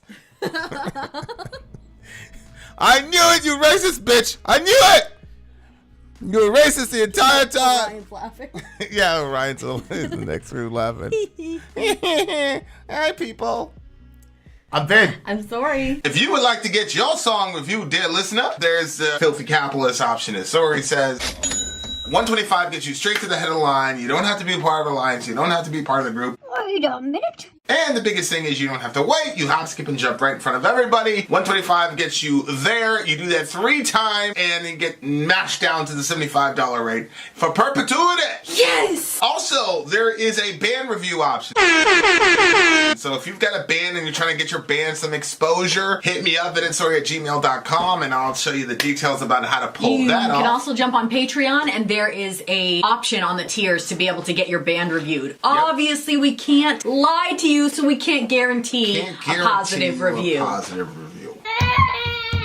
Get what you get. It's just rubbish. Rubbish. Rubbish. That's British for garbage. My favorite is a community option. $1 at the gate gets you in at Patreon. You get to join an alliance. The alliance joins their points together, and that helps determine what songs that we do. The alliances hang out on Discord. Message me on Patreon to get the link. And they do all kinds of other cool things. They do Minecraft, Dungeons and Dragons. Yeah. It's really a community within the community. Anybody can go in the village, facebook.com/VIN and SORI. There's 160,000+ people on the channel. What's cool about the Discord is that it offers a real opportunity for community connection, friendship, that type of thing. And it's on Discord, so if you're not a Facebook person, it's for you. You start off at $1. Right. Plus you get exclusives. Sori and I are working on a song. So the first 15 seconds of that was on Patreon. Also, at $15 tier and above, when we actually debut the video, they're going to be there live with us. There you are, dear listener. Buy our merch. Buy our merch indeed, a child shall lead them. To buy our merch. Yes, dear El listener. Templo del Adiós by Mago de El Templo del Adiós. I'm assuming that's the Temple of God. Right? Dios? In the Temple of God, inshallah. No, Adiós. Oh, Del. Ah, yeah, Dios. you're probably right. You're probably right. So this one is a tough one for our DJ. Rest in peace to the Temple of Goodbyes. Oh, okay, adios. You know how you say adios? Well, I said adios. You know adios, but adios literally means like to God or with God. Adios. That's cool. Dios. Go with God. That's cool. Basically. Avanza!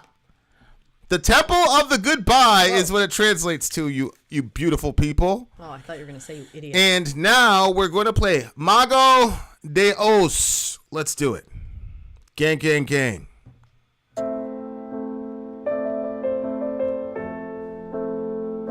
That's right.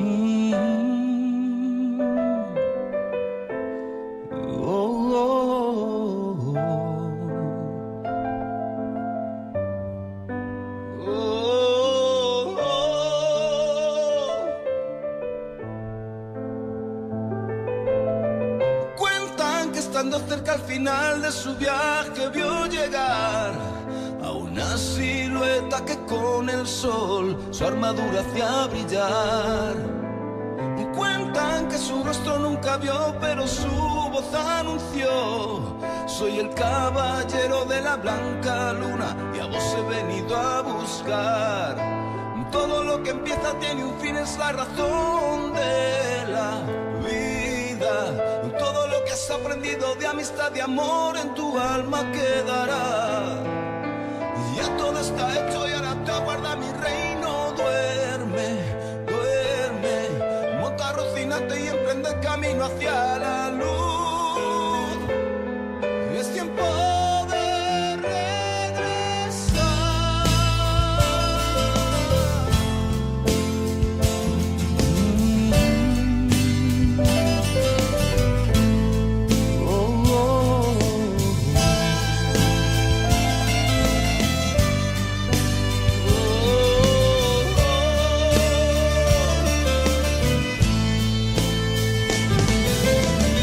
Cuentan que cuando no puedes más y tus fuerzas ves marchar, hay algo mágico en tu interior que te da las para luchar.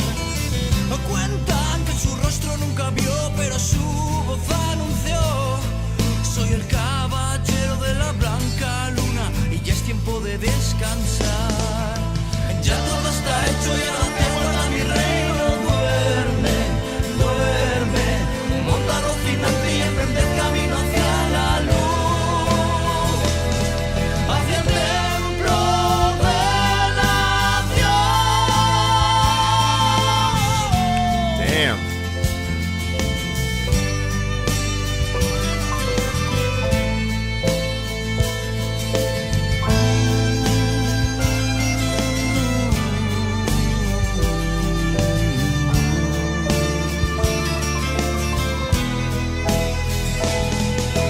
Ya todo está hecho y ahora te aguarda mi reino. Duerme, duerme, con todo lo que has aprendido de amistad y amor en tu alma quedará. Ya todo está hecho y ahora te aguarda mi reino. Duerme, duerme, monta Rocinante y emprende el camino hacia la luz. Todo lo que empieza tiene un fin, es la razón de la vida. Monta Rocinante y emprende el camino hacia la luz, hacia el templo de la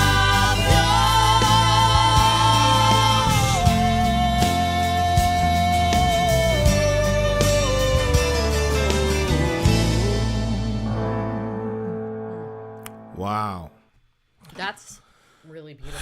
Yeah. Don't it's you think- reminded me a little bit of some of the Christian music my mom used to listen to. Oh, no way. Yeah.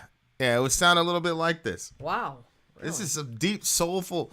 This is Franco showing a little bit of soul tonight. Yeah. Real Yeah. deep soulless shit right now. Rest in peace to Yeah. the to Lucky the Turtle though, for real, for real. Go ahead. What were you saying?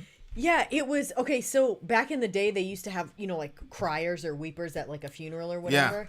Like, to me, this, like, if this is at a funeral, this type of song, Yeah. this type of music, it was deep feeling, but at the same time, like, it felt like it was a proper send off, and it wasn't so sad sounding that you just. Like, sometimes the songs that they play at funerals, I'm like, why are they doing this to all of us? Why are we doing this to ourselves? We were already so sad, and now this song is making it like 50,000 times worse because of the notes and everything. But this, to me, is like a perfect... I would wish that this was my culture. And that this would be, you know... Yeah, I mean, I saw it firsthand in the hood, man. Like, they were... I just always felt like they had I don't want to say a leg up, but they were just so much more expressive with their grief. The Latin folks where I lived. Like, it was really interesting. I remember when Big died, it was actually my first day of school was the Monday after Big died. Big died on a Sunday. Biggie Smalls, greatest rapper of all time. I knew it was coming. So he died on a Sunday. My first day of school in New York was on a Monday in the Bronx.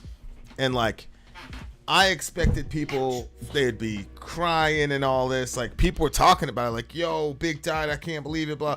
But like, you know, but when Big Pun died, who's a Latin guy, like the hardest dudes in my block were crying. Like the hardest Latin king, you know, gun-toting, stone cold killers. They were like crying over this guy. And he was just a rapper. Like they didn't even know him. Wow. But you know, like, and it's a little bit different. If I was in Brooklyn, you know, New York is very parochial. So if I was in Brooklyn the day after Big died, I'm sure people would have been massively upset. Yeah. Big Pun came from the Bronx. I was in the Bronx. So that does kind of color it a little bit. But it's just Latin people, they were just, it was weird. Like we had to be stoic. The black ones, we had to be stoic. The Latin folks were able to be loud. They were able to celebrate. They were dancing in the hallway. If a girl goes out with you, you dance with the girl in the middle of the hallway and all this shit. We would never do it. Like, look at these clowns. But like they were just more expressive about everything, start to finish. Kids, death, life, whatever. Like they were just always on 10 the whole time. And that's why I ended up with the one that was like the exact opposite.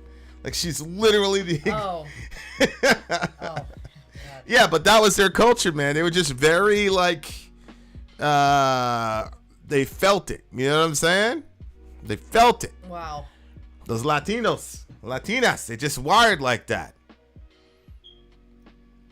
Why? What are you thinking about? Well, I'm thinking like if I was a part of that culture from like my teen years, I feel like that's the type of culture that like in my teen years I was very rejected for my personality, like just too outgoing, too loud, which probably in that culture would have been quiet. Yeah. So it's just funny, like, yeah, you know, but it would have been cool to have a friend that was like that and just kind of like be a part of their family events. You know what I mean? Yeah. I mean, I got invited to a couple of them because that was kind of my. Were you able to? That was my wheelhouse. Right. See, my wheelhouse. As we spoke before about what you're attracted to now. Well, the Latina Vin's girl. let it out of the bag now. Yes. Well, I've been said it, but you look like a Latina woman. I don't look like a Latina woman. Yeah, you do. You got dark hair. You got, you know.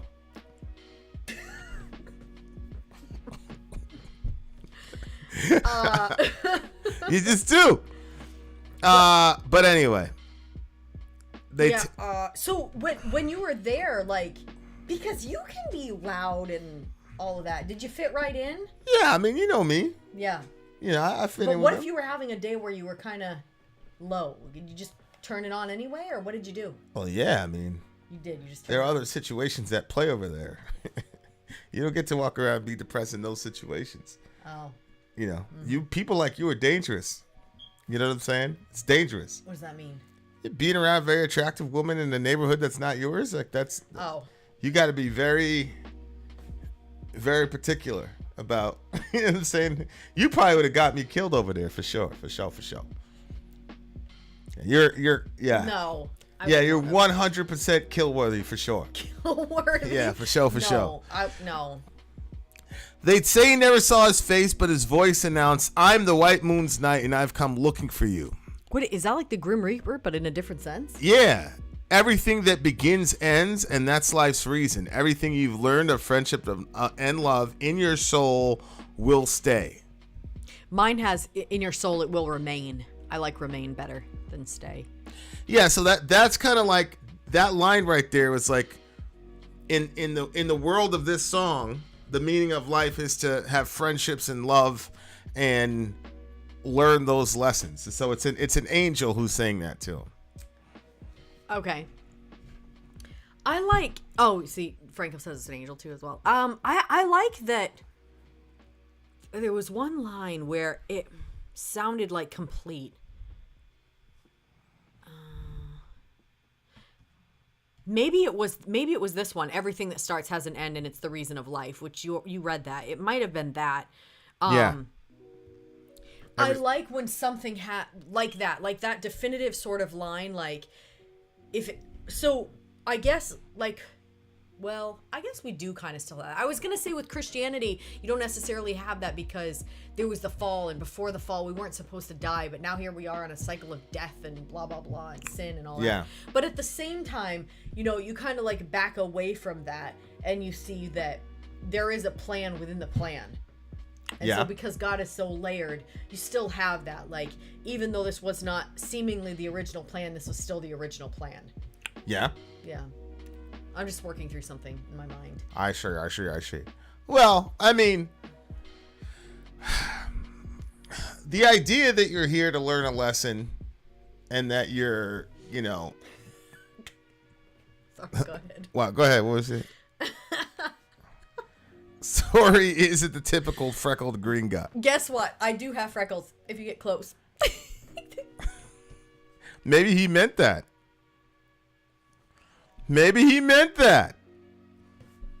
Anyway, everything that begins ends, and that's life's reason.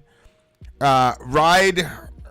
I'm assuming that's the horse, and begin towards the light, towards the Temple of Goodbye. That's a real. The way that it was sung, like, it made me feel like it's okay. Like, you know how there's some songs when they're singing it, you feel like partially traumatized. Do you know what I'm talking about? Yeah. When you're already so sad and depressed, I feel like you haven't gone to enough funerals to know that people do this. And then they play the worst type of songs. Like, have you been to funerals where they do that? Like, they're hitting all the notes that it literally makes you feel like we should just lock us all in here and light the church on fire. Like, it's really like a horrible feeling. You know what I'm talking about? No. You've never been to funerals where they do that? Well, I mean, I've been to a funeral where there was sad music and people cried, but that's the point of the funeral. The point of the funeral is not to go there and be dignified. The point of the funeral is to cry. I know, but it's just like when it's... I can't describe it. You feel like your soul is going to explode because it's just too sad. And then the music makes it worse. That's so interesting. I'm actually super glad we had this conversation. Holy shit. Why? Okay, so I was remembering this friend that I had growing up, and I was trying to figure out like what happened to our friendship, because it ended at some point and she like turned on me in this dramatic fashion, in my opinion. And I was like thinking, and then all of a sudden, like, I remembered that her mother had died. She had like her mother was like this strong, like badass woman. Like, she was like the type of woman that you didn't think was going to die. Yeah. And she was in a pool and she had like a seizure or something in the pool. Her husband was literally friggin' right there. And he didn't see that happened, and she drowned. By the time he pulled her out, it was already too late. And I thought to myself, oh my God, I never went to the funeral. I didn't even support her in that. Oh my gosh. And I've been panicking like the last like 4 days. I've been trying to, and literally this thought, it was her funeral that had such a horribly sad song that I could not stand myself. It was so sad. So this reminded me that I was there for her. I think it was just too hard, and I kind of like put it out. So kind of glad this song happened, because that was really troubling me that I wasn't there for her for such a horrible event. And I thought maybe it's because I didn't know you at that point, and knowing you has really made me realize that you have to help people when they're hurting. Like, people, you've been a real like point of support for me in a lot of different, like the first time I ever had a panic attack, you were there. You know, like all these weird things happened to me in that really, really bad phase of my life, and you were there, and like you helped me in such a calm fashion that it helped me to be like, okay, like that's how you have to be when you're helping somebody. Like, if they're panicking, don't panic with them. Like, be calm with them. You know, help people. People, sometimes even the strongest people go through points of weakness, and they need someone to just be there. So like, you've taught me so much about that I don't know, it just made me, I just thought, oh my gosh, before you, I wasn't supportive. But I remember now, I was there for her. I was at the funeral. I'm very glad about that. So thank you, Mike, for this song, because I've really been bothered the last couple days. As I'm scrubbing the dishes, I'm thinking, oh my God, I can't believe I wasn't there for her. What did I do? What the frig was I doing when her mother was having her funeral? I was there. Well, there you go. But again, I like this song because I still feel like it deals with the issue, but it deals with it in such a beautiful way. Yeah. What are you thinking? I'm doing a lot of talking. No, talking's good. No, it's you know, I don't believe that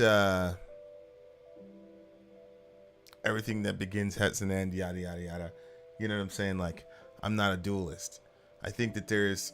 That's right. You're not. Well, no Christian is or can be. I know, but I think that I lean more on that side. But me. What's funny is me and AT were talking about this when we were hanging out in our drive. I took him down to Augusta. Actually, me and him in our drive, I went past Augusta. I don't know where we were, but he had to get back by a certain time, so I had to like turn around. Plus, he really wanted to. He wanted to meet you, so I had to find a way. I'm glad he cared. Yeah, I was just gonna like just go. We were gonna have our little philosophical, but I explained like, okay, if there is a God, then dualism is impossible, right? Because then, especially if it's a monotheistic God, then dualism is impossible because you have life without death, you have light without darkness, you have goodness without sin, yada yada yada.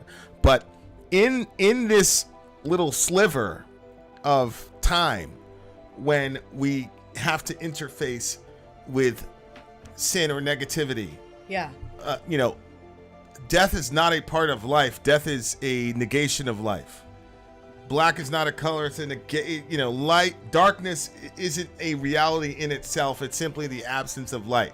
But for the little space of time that we're in here, we still have to deal with the fact that there is light and darkness, that there is life and death, that you know, a baby's born at the same time somebody's dying. Like, so to me, like, I'm good with like a temporary dualism in this little slice of time, as long as you realize that there's a God who's superintending it, who is that's interesting. is obviously the third way in a lot of things, and obviously, you know, I'm a Trinitarian, so at minimum you'd have to say there's a triality instead of a duality.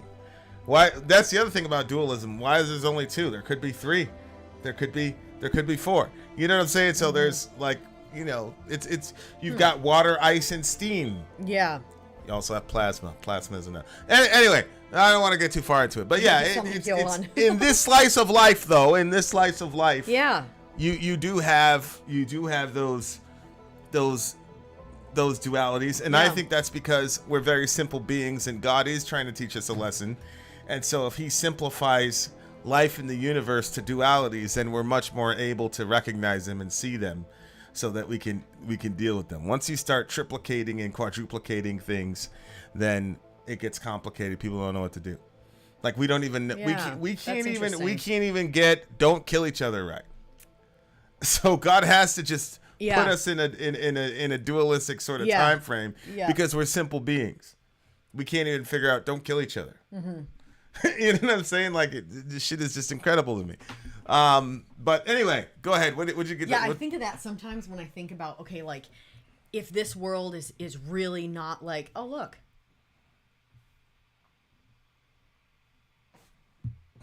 Is that? Yeah. They got a show coming up, Evanescence. Oh, with Evanescence? Yeah. Did you already tell me this? No. Oh. I told what's her face, and she's like, nice. She's like, I'll see you if you're there. I'm not making any plans with you. Go ahead and give your score. Shoot. Okay. 9.7. 9.7. This is a very, very emotional, but a couple of these songs, I think it's the Latin flavor. It's bringing me back to the hood. Damn you, Mike Franco! Damn. It's so funny because the only time I ever hear him talking about Latin music was there was one song apparently they played the entire summer, and he literally hates the song now. That's the only thing I've ever heard you say about that. Yeah. I've not seen this side of you with the music. Well. So thank you. Yeah. Well, it's because I'm with you in the setting. The other one was with her, and there's, you know, whatever. So, all right. There you are, dear listener. Wait, you didn't rate it. It's a solid 9 for me. It's a solid 9 for me. Shout out to Jesse Days. Rose of Pain is next. Yes, VIN out. It's a live one. Sorry, out. Gone.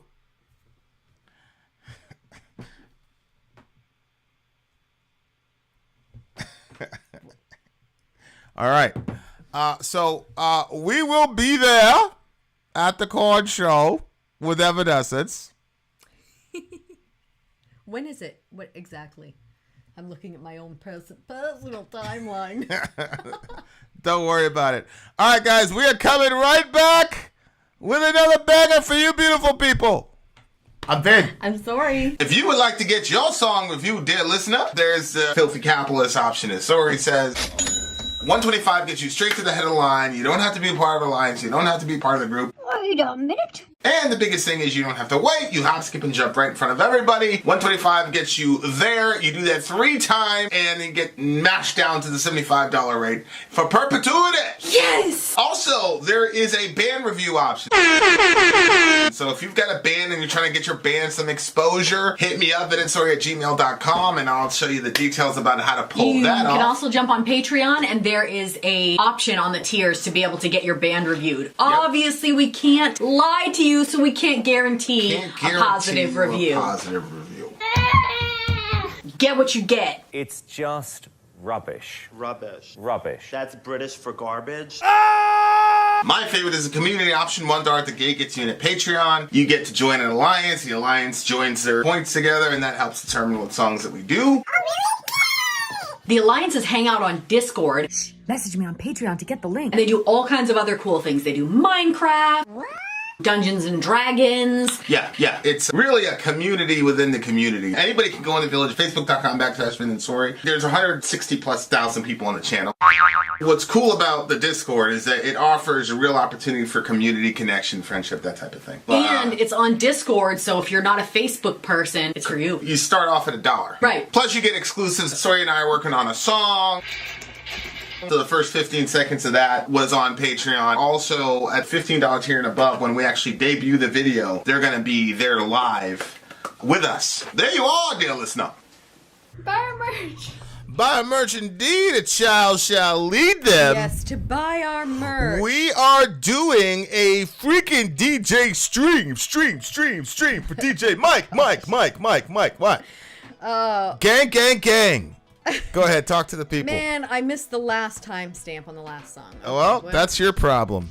Okay, so this is called Rose of Pain by X Japan. Rose? And this one's a live version, so... Okay, so this is interesting because this is the one that we I'm gonna open the window, it's very hot. okay. There's a band that covered a X Japan song. Oh, really? Remember the band and I said all those kids they were covering it? I know. Yeah. We talked about that. We were gonna hear X Japan later. Yeah, that was X Japan. Yes, I know. I'm sorry. I was just a little focused on opening this window. Please do not break that window. Break the window. You're not worried about me falling out the window. Well, that's why I don't want you to fall out the window. Yeah. You know what this is, Vin. What? You changed it last minute. You're like, oh, that's right. I'm one of those dicks that cares more about my property than I do about my wife. Oh my gosh, here we go. I guess I could celebrate the fact that you didn't call me property. Where's DJ AT when you need AT? Come back! Turn around! Help! Get me in your car! It was funny when I went to see him. I pulled up and he said he was in a blank. Yep. So I'm like, oh, okay. So then I saw a vehicle that color. So you know how I play games with people. So I was like staring them down and all that and like winding and weaving in and looking at them all weird. It turns out it's a girl in the car and she fucking booked it. She's like, strange black guy. Scared her. Yeah, she was terrified. Okay, nobody cares. All right, here we go, guys. This is X Japan. The name of this song is Rose of Pain. Yeah. Rose of Pain. Huh. Live show. DJ Mike Franco, let's do this shiz.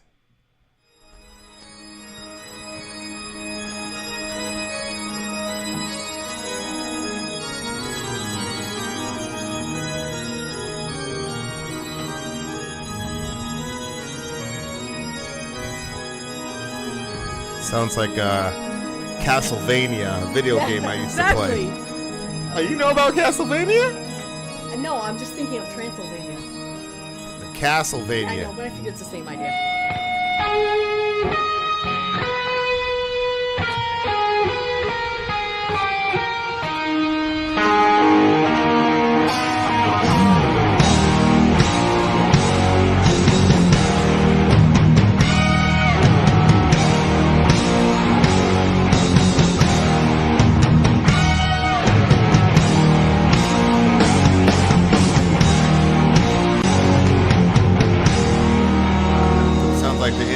battery. Dun, dun.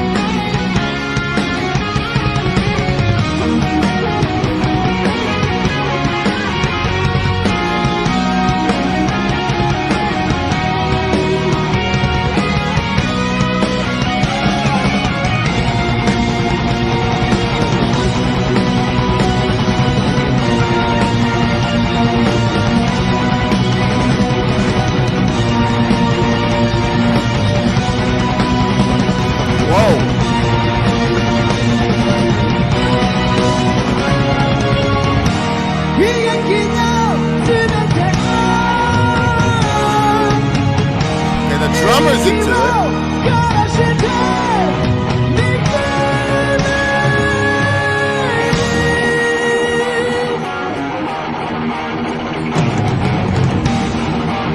A lot of Metallica influence here.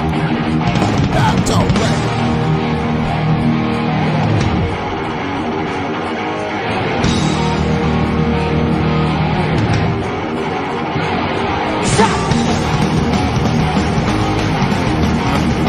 Down.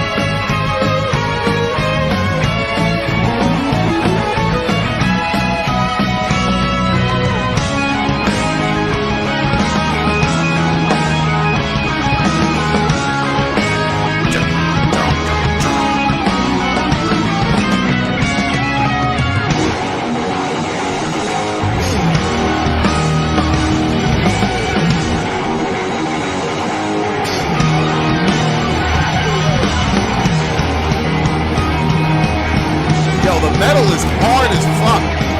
Why aren't you moving?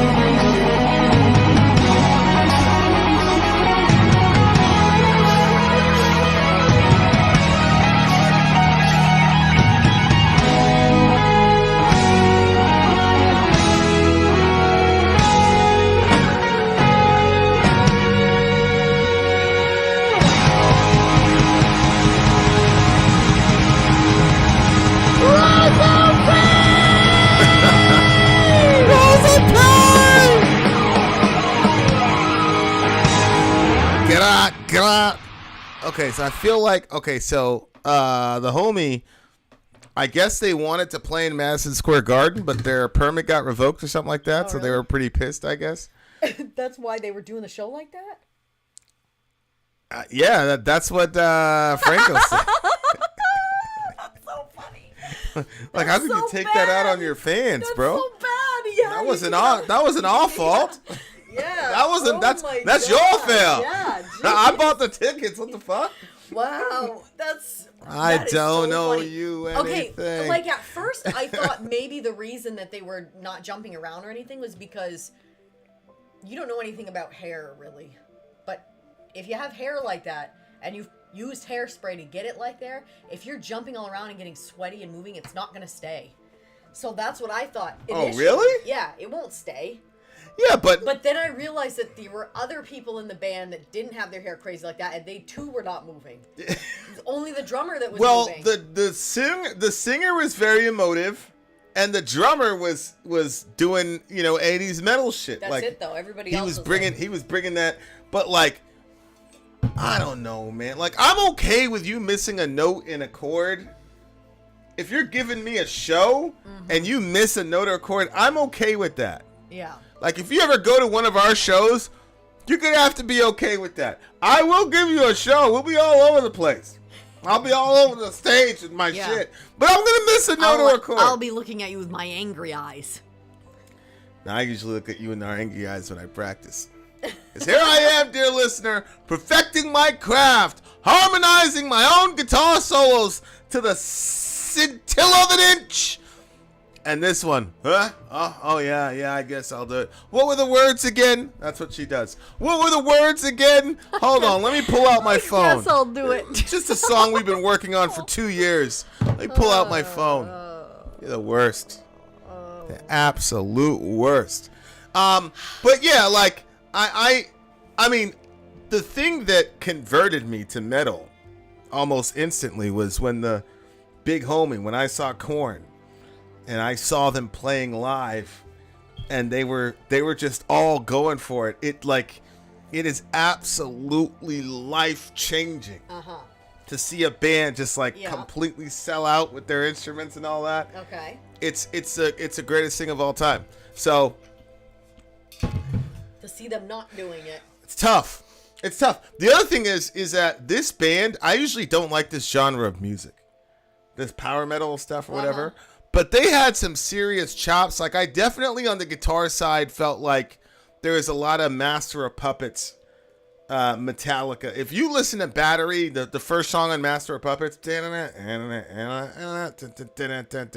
like if you listen to that and this song, there's a clear Metallica influence, which is great. Yeah, mad people were saying it. Great Metallica. And I think Adam pointed out vocally there is some, what do you call it? Iron Maiden.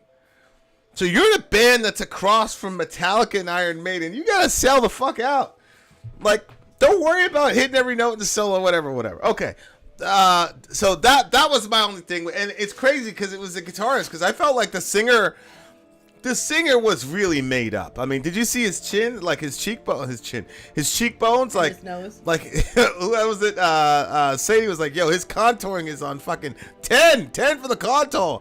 Like him, I can understand. But would it be a cool gimmick if like they started the show all like prissy? And then because they're so in love with their metal, all their hair is out and their makeup's running and all that shit, and it's like raw at the end of the show. Like, wouldn't that be that would be an amazing gimmick. Yeah. I agree. But yeah.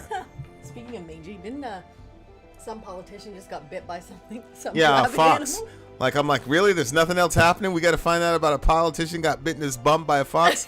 Who cares? I don't care about that guy. They're hiding something. Okay, but think of the vocalist, so he was selling out. Yeah. Like, you can't jump all around and hit notes like that. You know what I'm saying? Hey, Tony Lowe, we're just talking about you, bitch. Oh, sorry. But you can't like hit notes like that jumping around. So like him, I thought he did a great job. Like he was like Michael Jackson on that shit. What was going on with you with the song, like lyrically? Well, it's funny because the song, I couldn't stop thinking of Alice in Wonderland. Huh? Remember? This song? Yeah. I've never read that book. Every single time you bring up Alice in Wonderland, I always say I've never read that book. Can you watch the movie with me? With Johnny Depp in it? I mean, my God, it's such a... I love it. I love the craziness of it. Anyway, well, there's white roses and they paint them red. Okay. Like literally paint them, which is crazy. You can't really paint flowers and things like that. But anyway, he's talking about this in here. The roses are getting painted red with their blood. That's what's making... And I asked the rose of its petals of blood. The rose of blood can't... blah, blah, blah. Can't answer me until the end. Yeah, but... Till their red blood runs dry. But slice them. Right. So Slice who? What, the roses?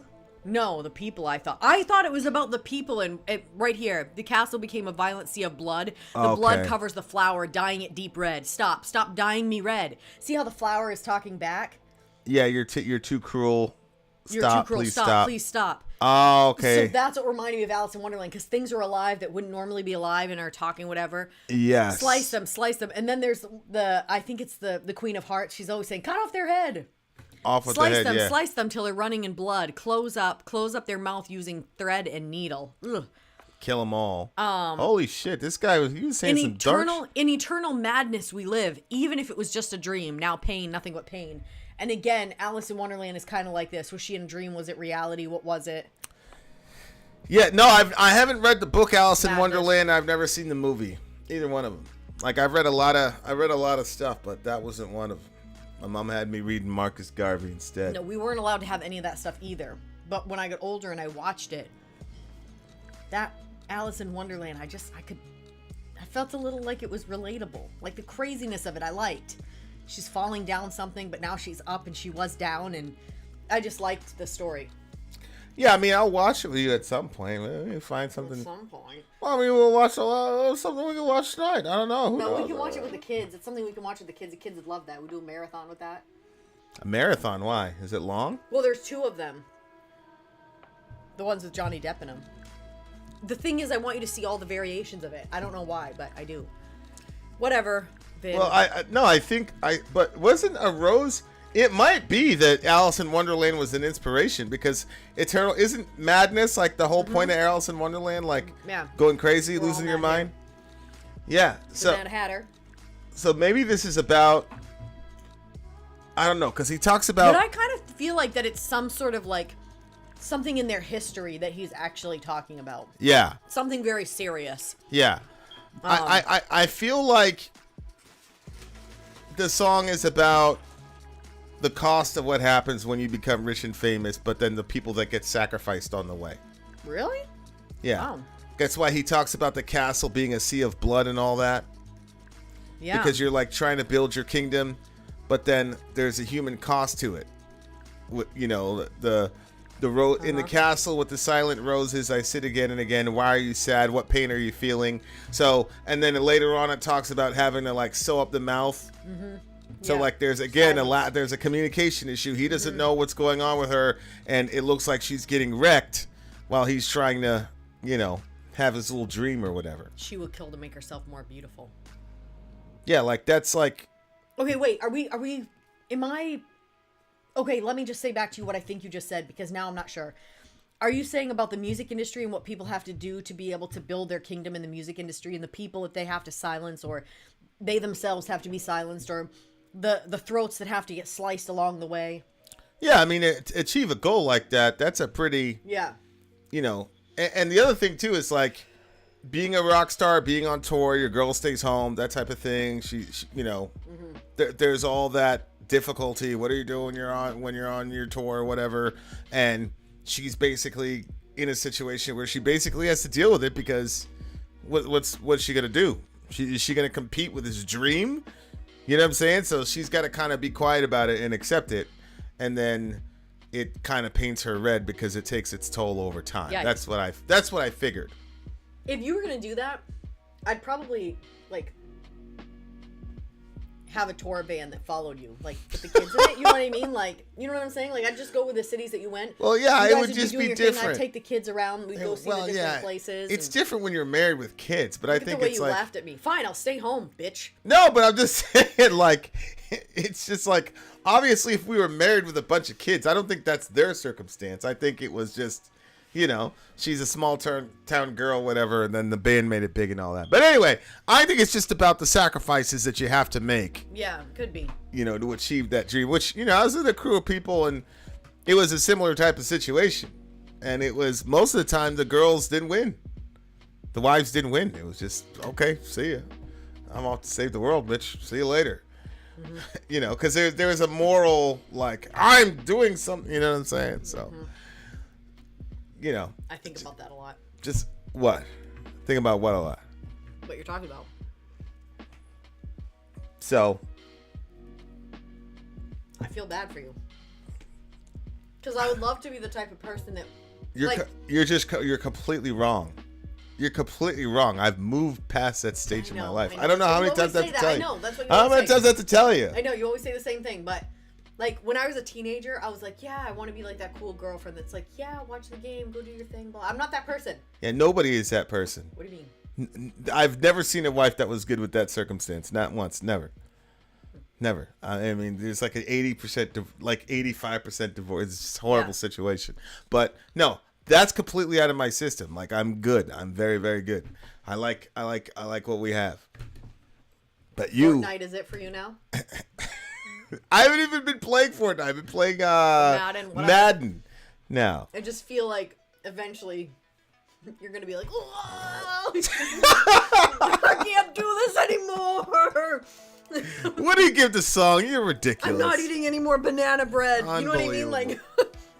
okay, I really didn't like the song that much. I wish to you be would honest make banana bread. with you. Me too. I'm in the mood for banana bread. Some nice nuts in it. Do we have the supplies? Oh. We might, but I don't know. But I don't believe we have walnuts. Oh. Can't have banana bread without walnuts. All right. Go ahead. This What is did you a get the 6. score? This one was a 6. I really didn't. A 6? Yeah. And probably the band's performance really like knocked it down for me. Yeah, that hurt it. I'm not gonna lie. I felt bored, and then on top of that, the song was like almost 12 minutes or something like that. So it was like 12 minutes of watching somebody that looked bored with their own shit. It's very hard to recover from that. 7.5 for me. 7.5 for me. There you are. We dear still have listener. another song though. We so have don't go another anywhere. song. Don't go anywhere. We got the what do you call that? The encore. Well, this is the another encore. ex-Japan Do you song. want more? I'm not sure if it's a live one. Is this a live one? Yeah, But I'm not it's sure. Dahlia, so maybe we're gonna get to see another side. We get to see a little bit more energy, hopefully this time. They wouldn't There be you angry. are, dear listener. Vin out. Sorry out. Go. I'm Vin. I'm sorry. If you would like to get your song reviewed, dear listener, there's the Filthy Capitalist option. As Sori says, 125 gets you straight to the head of the line. You don't have to be a part of the alliance. You don't have to be part of the group. Wait a minute. And the biggest thing is you don't have to wait. You hop, skip, and jump right in front of everybody. 125 gets you there. You do that 3 times, and then get mashed down to the $75 rate for perpetuity. Yes! Also, there is a band review option. So if you've got a band and you're trying to get your band some exposure, hit me up at insori@gmail.com, and I'll show you the details about how to pull You that can off. also jump on Patreon, and there is a option on the tiers to be able to get your band reviewed. Obviously, we can't lie to you, so we can't guarantee, Can't a guarantee positive you review. A positive review. Get what you get. It's just rubbish. Rubbish. Rubbish. That's British for garbage. My favorite is the community option. $1 at the gate gets you in at Patreon. You get to join an alliance. The alliance joins their points together, and that helps determine what songs that we do. The alliances hang out on Discord, Message me on Patreon to get the link. and they do all kinds of other cool things. They do Minecraft, Dungeons and Dragons. Yeah. It's really a community within the community. Anybody can go in the village, facebook.com/VIN AND SORI. There's 160,000+ people on the channel. What's cool about the Discord is that it offers a real opportunity for community connection, friendship, that type of thing. And it's on Discord, so if you're not a Facebook person, it's for you. You start off at $1. Right. Plus you get exclusives. Sori and I are working on a song. So the first 15 seconds of that was on Patreon. Also, at $15 tier and above, when we actually debut the video, they're going to be there live with us. There you are, dear listener. Buy our merch. Buy our merch indeed. A child shall lead them. Man, you know what this reminds me She's of? supposed to say to buy our merch, To but buy our merch. here we are. Guys, I'm gonna drink another V8. You know what Disgusting. It reminds me of? You remember that show series about the vampires? Which one? With your boyfriend? What's his face? Why do I always say that? I really wasn't. It wasn't like that for When me. she saw him and he was all sparkly and shit. His chest. Yeah, is, that one. What his is chest that? is all sparkly. What was the name Twilight. of- Twilight. Yeah. Do you remember because he bit her to save her life? She had like his kid or something like that. Yeah. And then she has. Spoiler alert. Yeah, I'm never sure if any, but I'm sure nobody is interested, and if they are interested, they already saw it. She has to keep drinking blood through the whole thing. It's so disgusting. Oh yeah, that was a pretty It sickening. was a really sickening scene, but that's how I feel.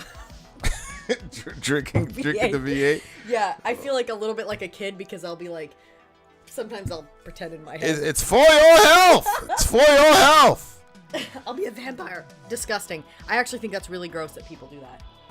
All right. Well, There's probably having somebody on our channel that does that. Gross. 100%. There is. Disgusting. 100%. There Anyway, is. we are on a DJ stream with the big homie Mike Franco. That's the big homie Mike Franco. right here in his gas mask. That's him in all of his glory.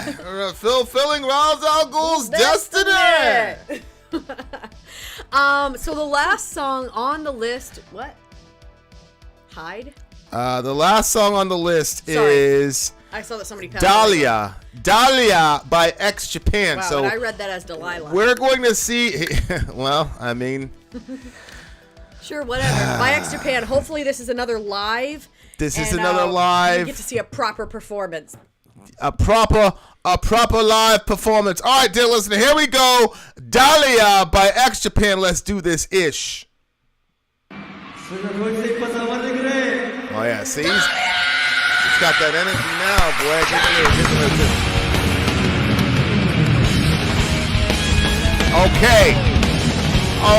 Okay, here we go. Here we go.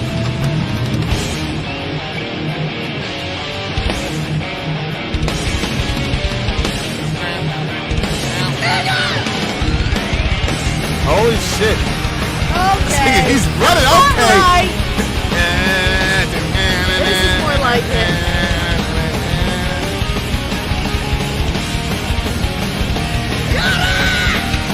Holy shit. Look at all those people.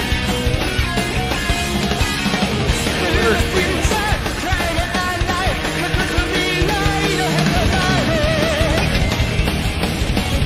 All right, brother minister.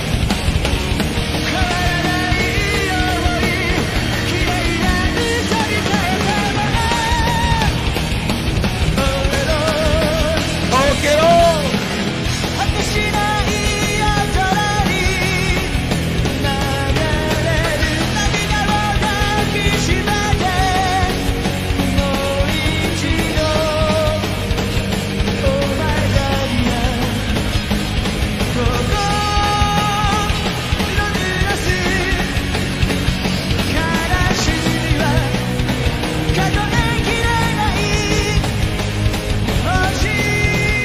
Rolling that drummer.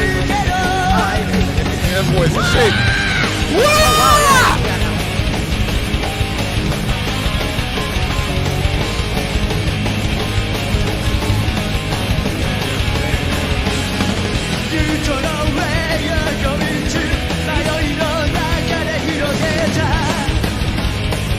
Same band? Holy shit.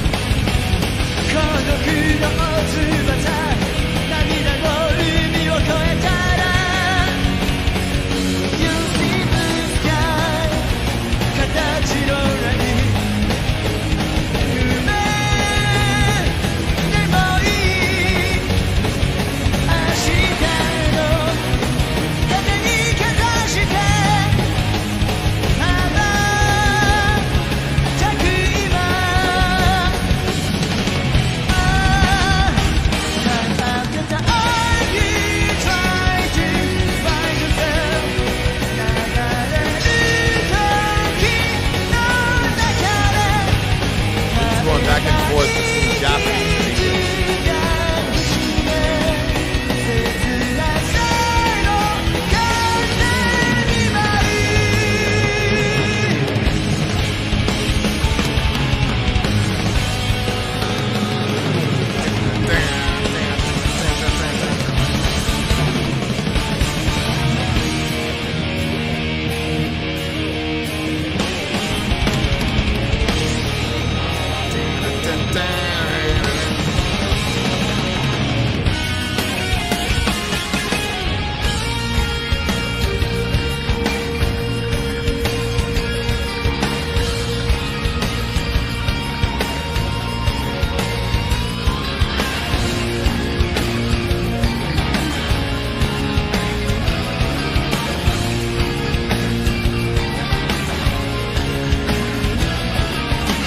and Dwayne.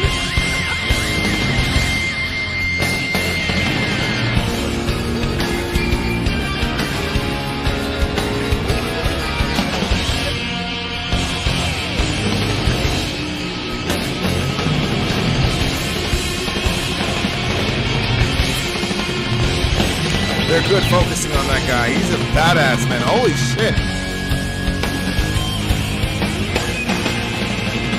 Marhaban.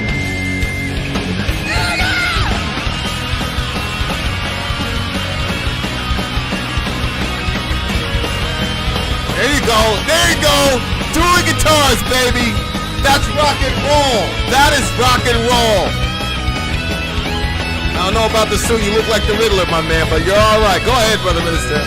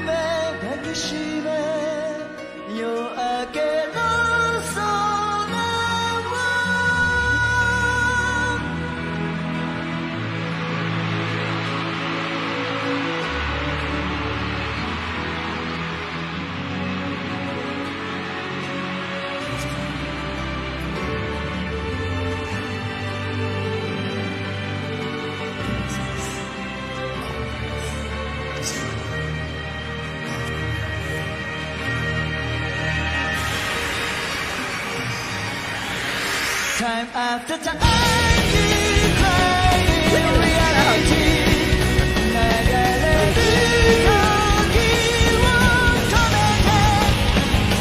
Lyrics, babe. Lyrics, please. You're killing me.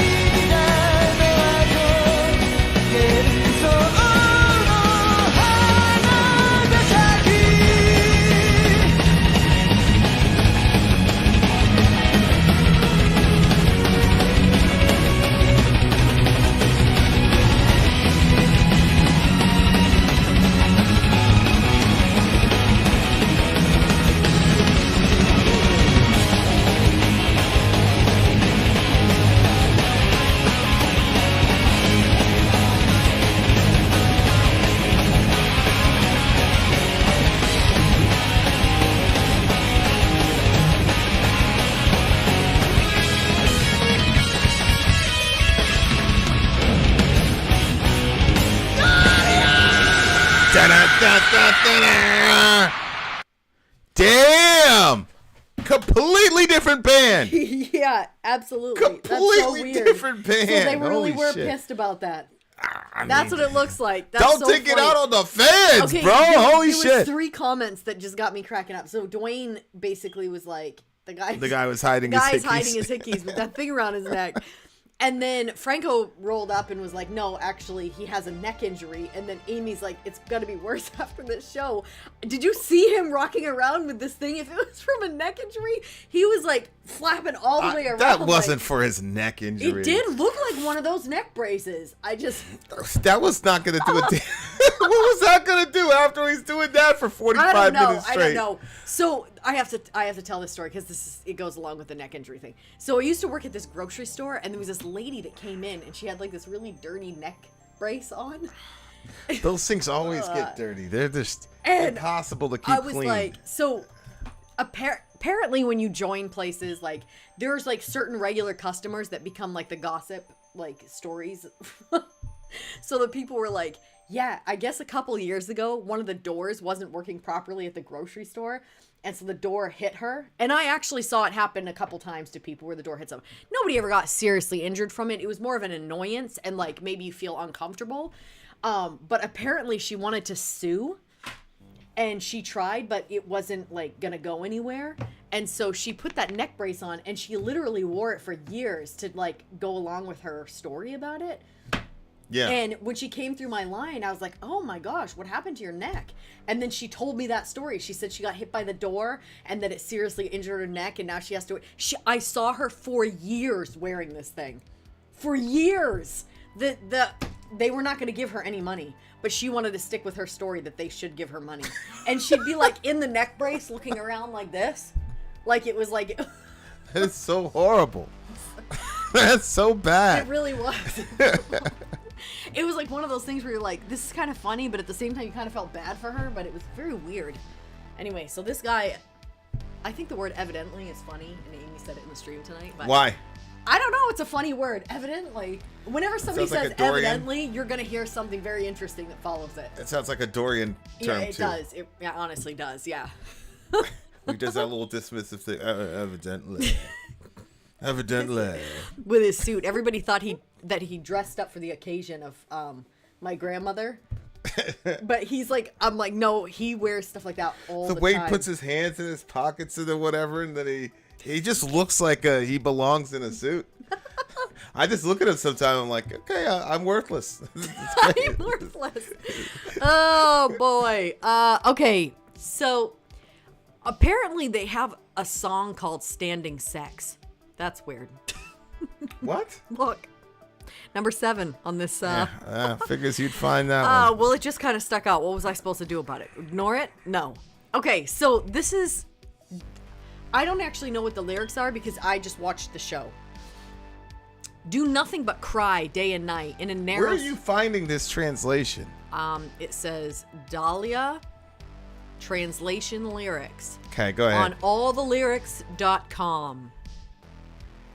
Do nothing but cry day and night in a narrow space between past and future. Your memories will stay unchanged even if you turn them into beautiful lies. You're all alone. Yikes. Your tears flow into an unlimited nocturnal sky. Once more, oh my How do you say that? Dahlia. Your heart filled with sorrow turns into an unfinished number of stars. This is the second time that they correlated. Wait, right? Wasn't it this band that correlated stars with like memories or love? Yeah. A But go heart ahead. filled with sorrow turns into unfinished number of stars, where love shared is a shooting star. Correct.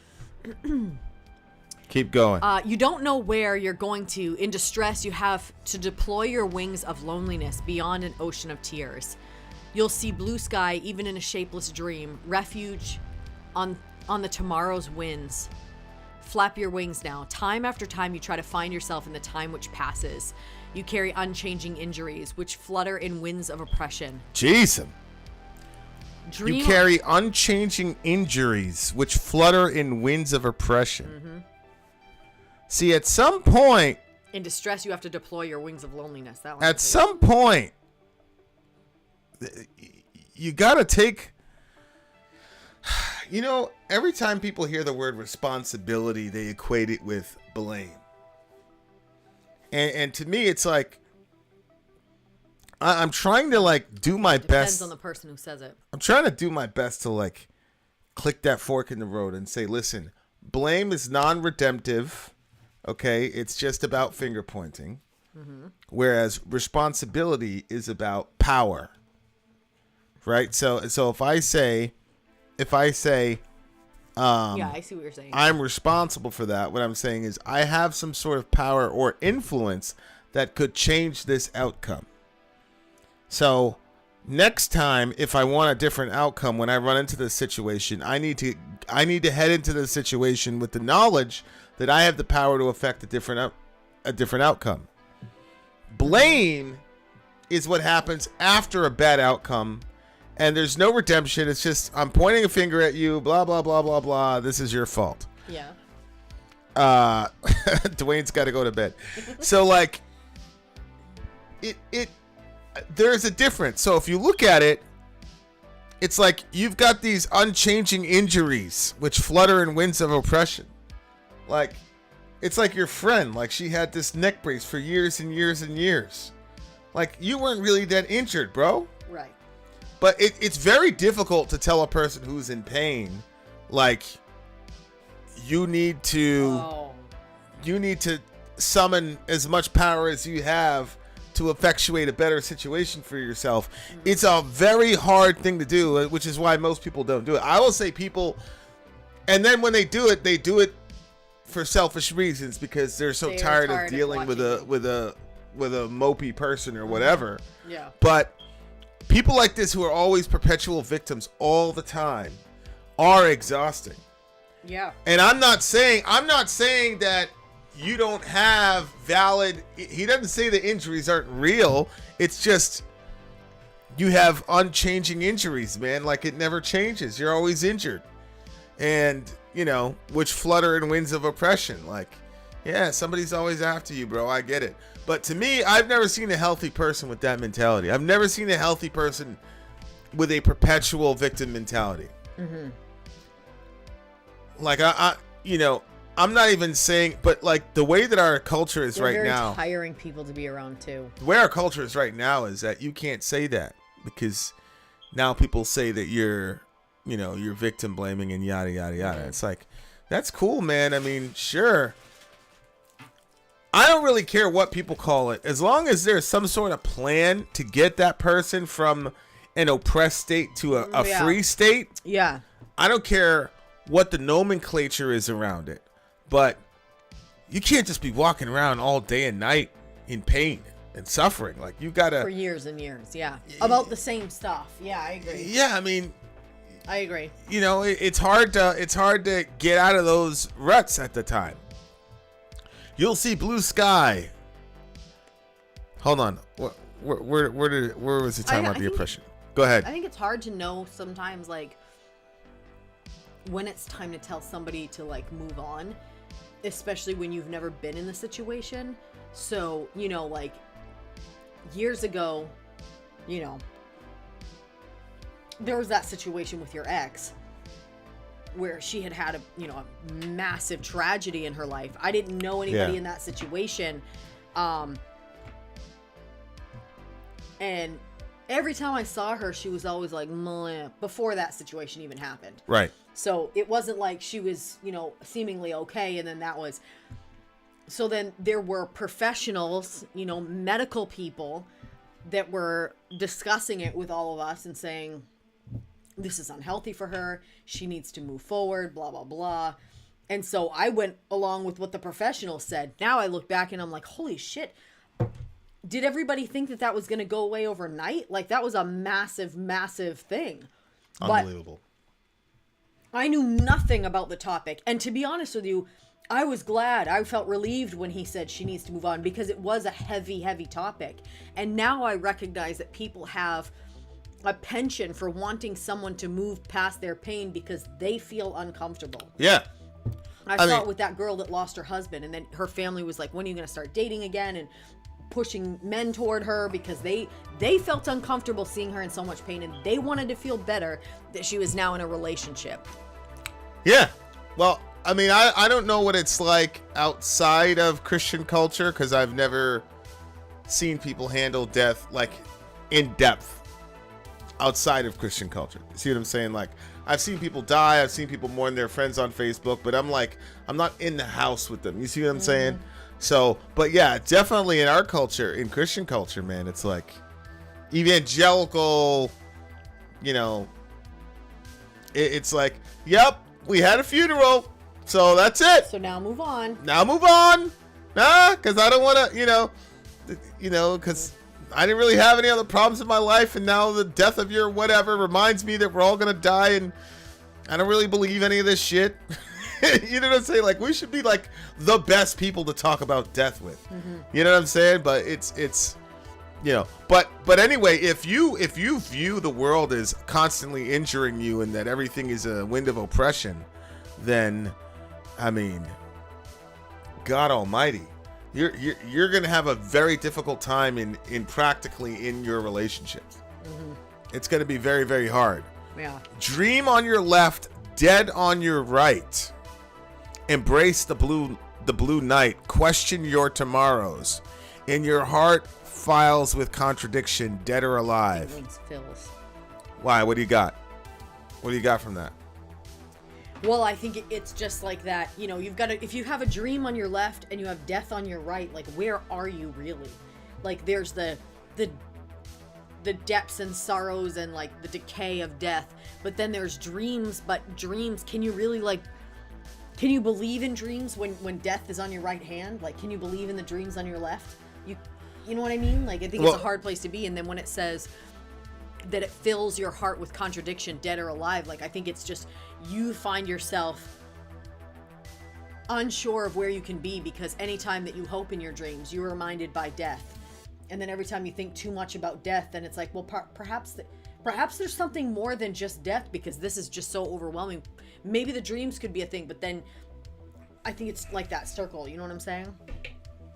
Sadie's convinced that the song is actually about the Black Dahlia murder. I don't know what the Black Dahlia murder is. We did a whole review on that. Well, there's a band called the Black Dahlia Murders, but I don't know about what happened, and I can't remember what it was. I don't know what it is. But what's the Black Dahlia murder? Let me check here. I remember we looked it up, and I cannot stand this browser, man. I'll tell you what.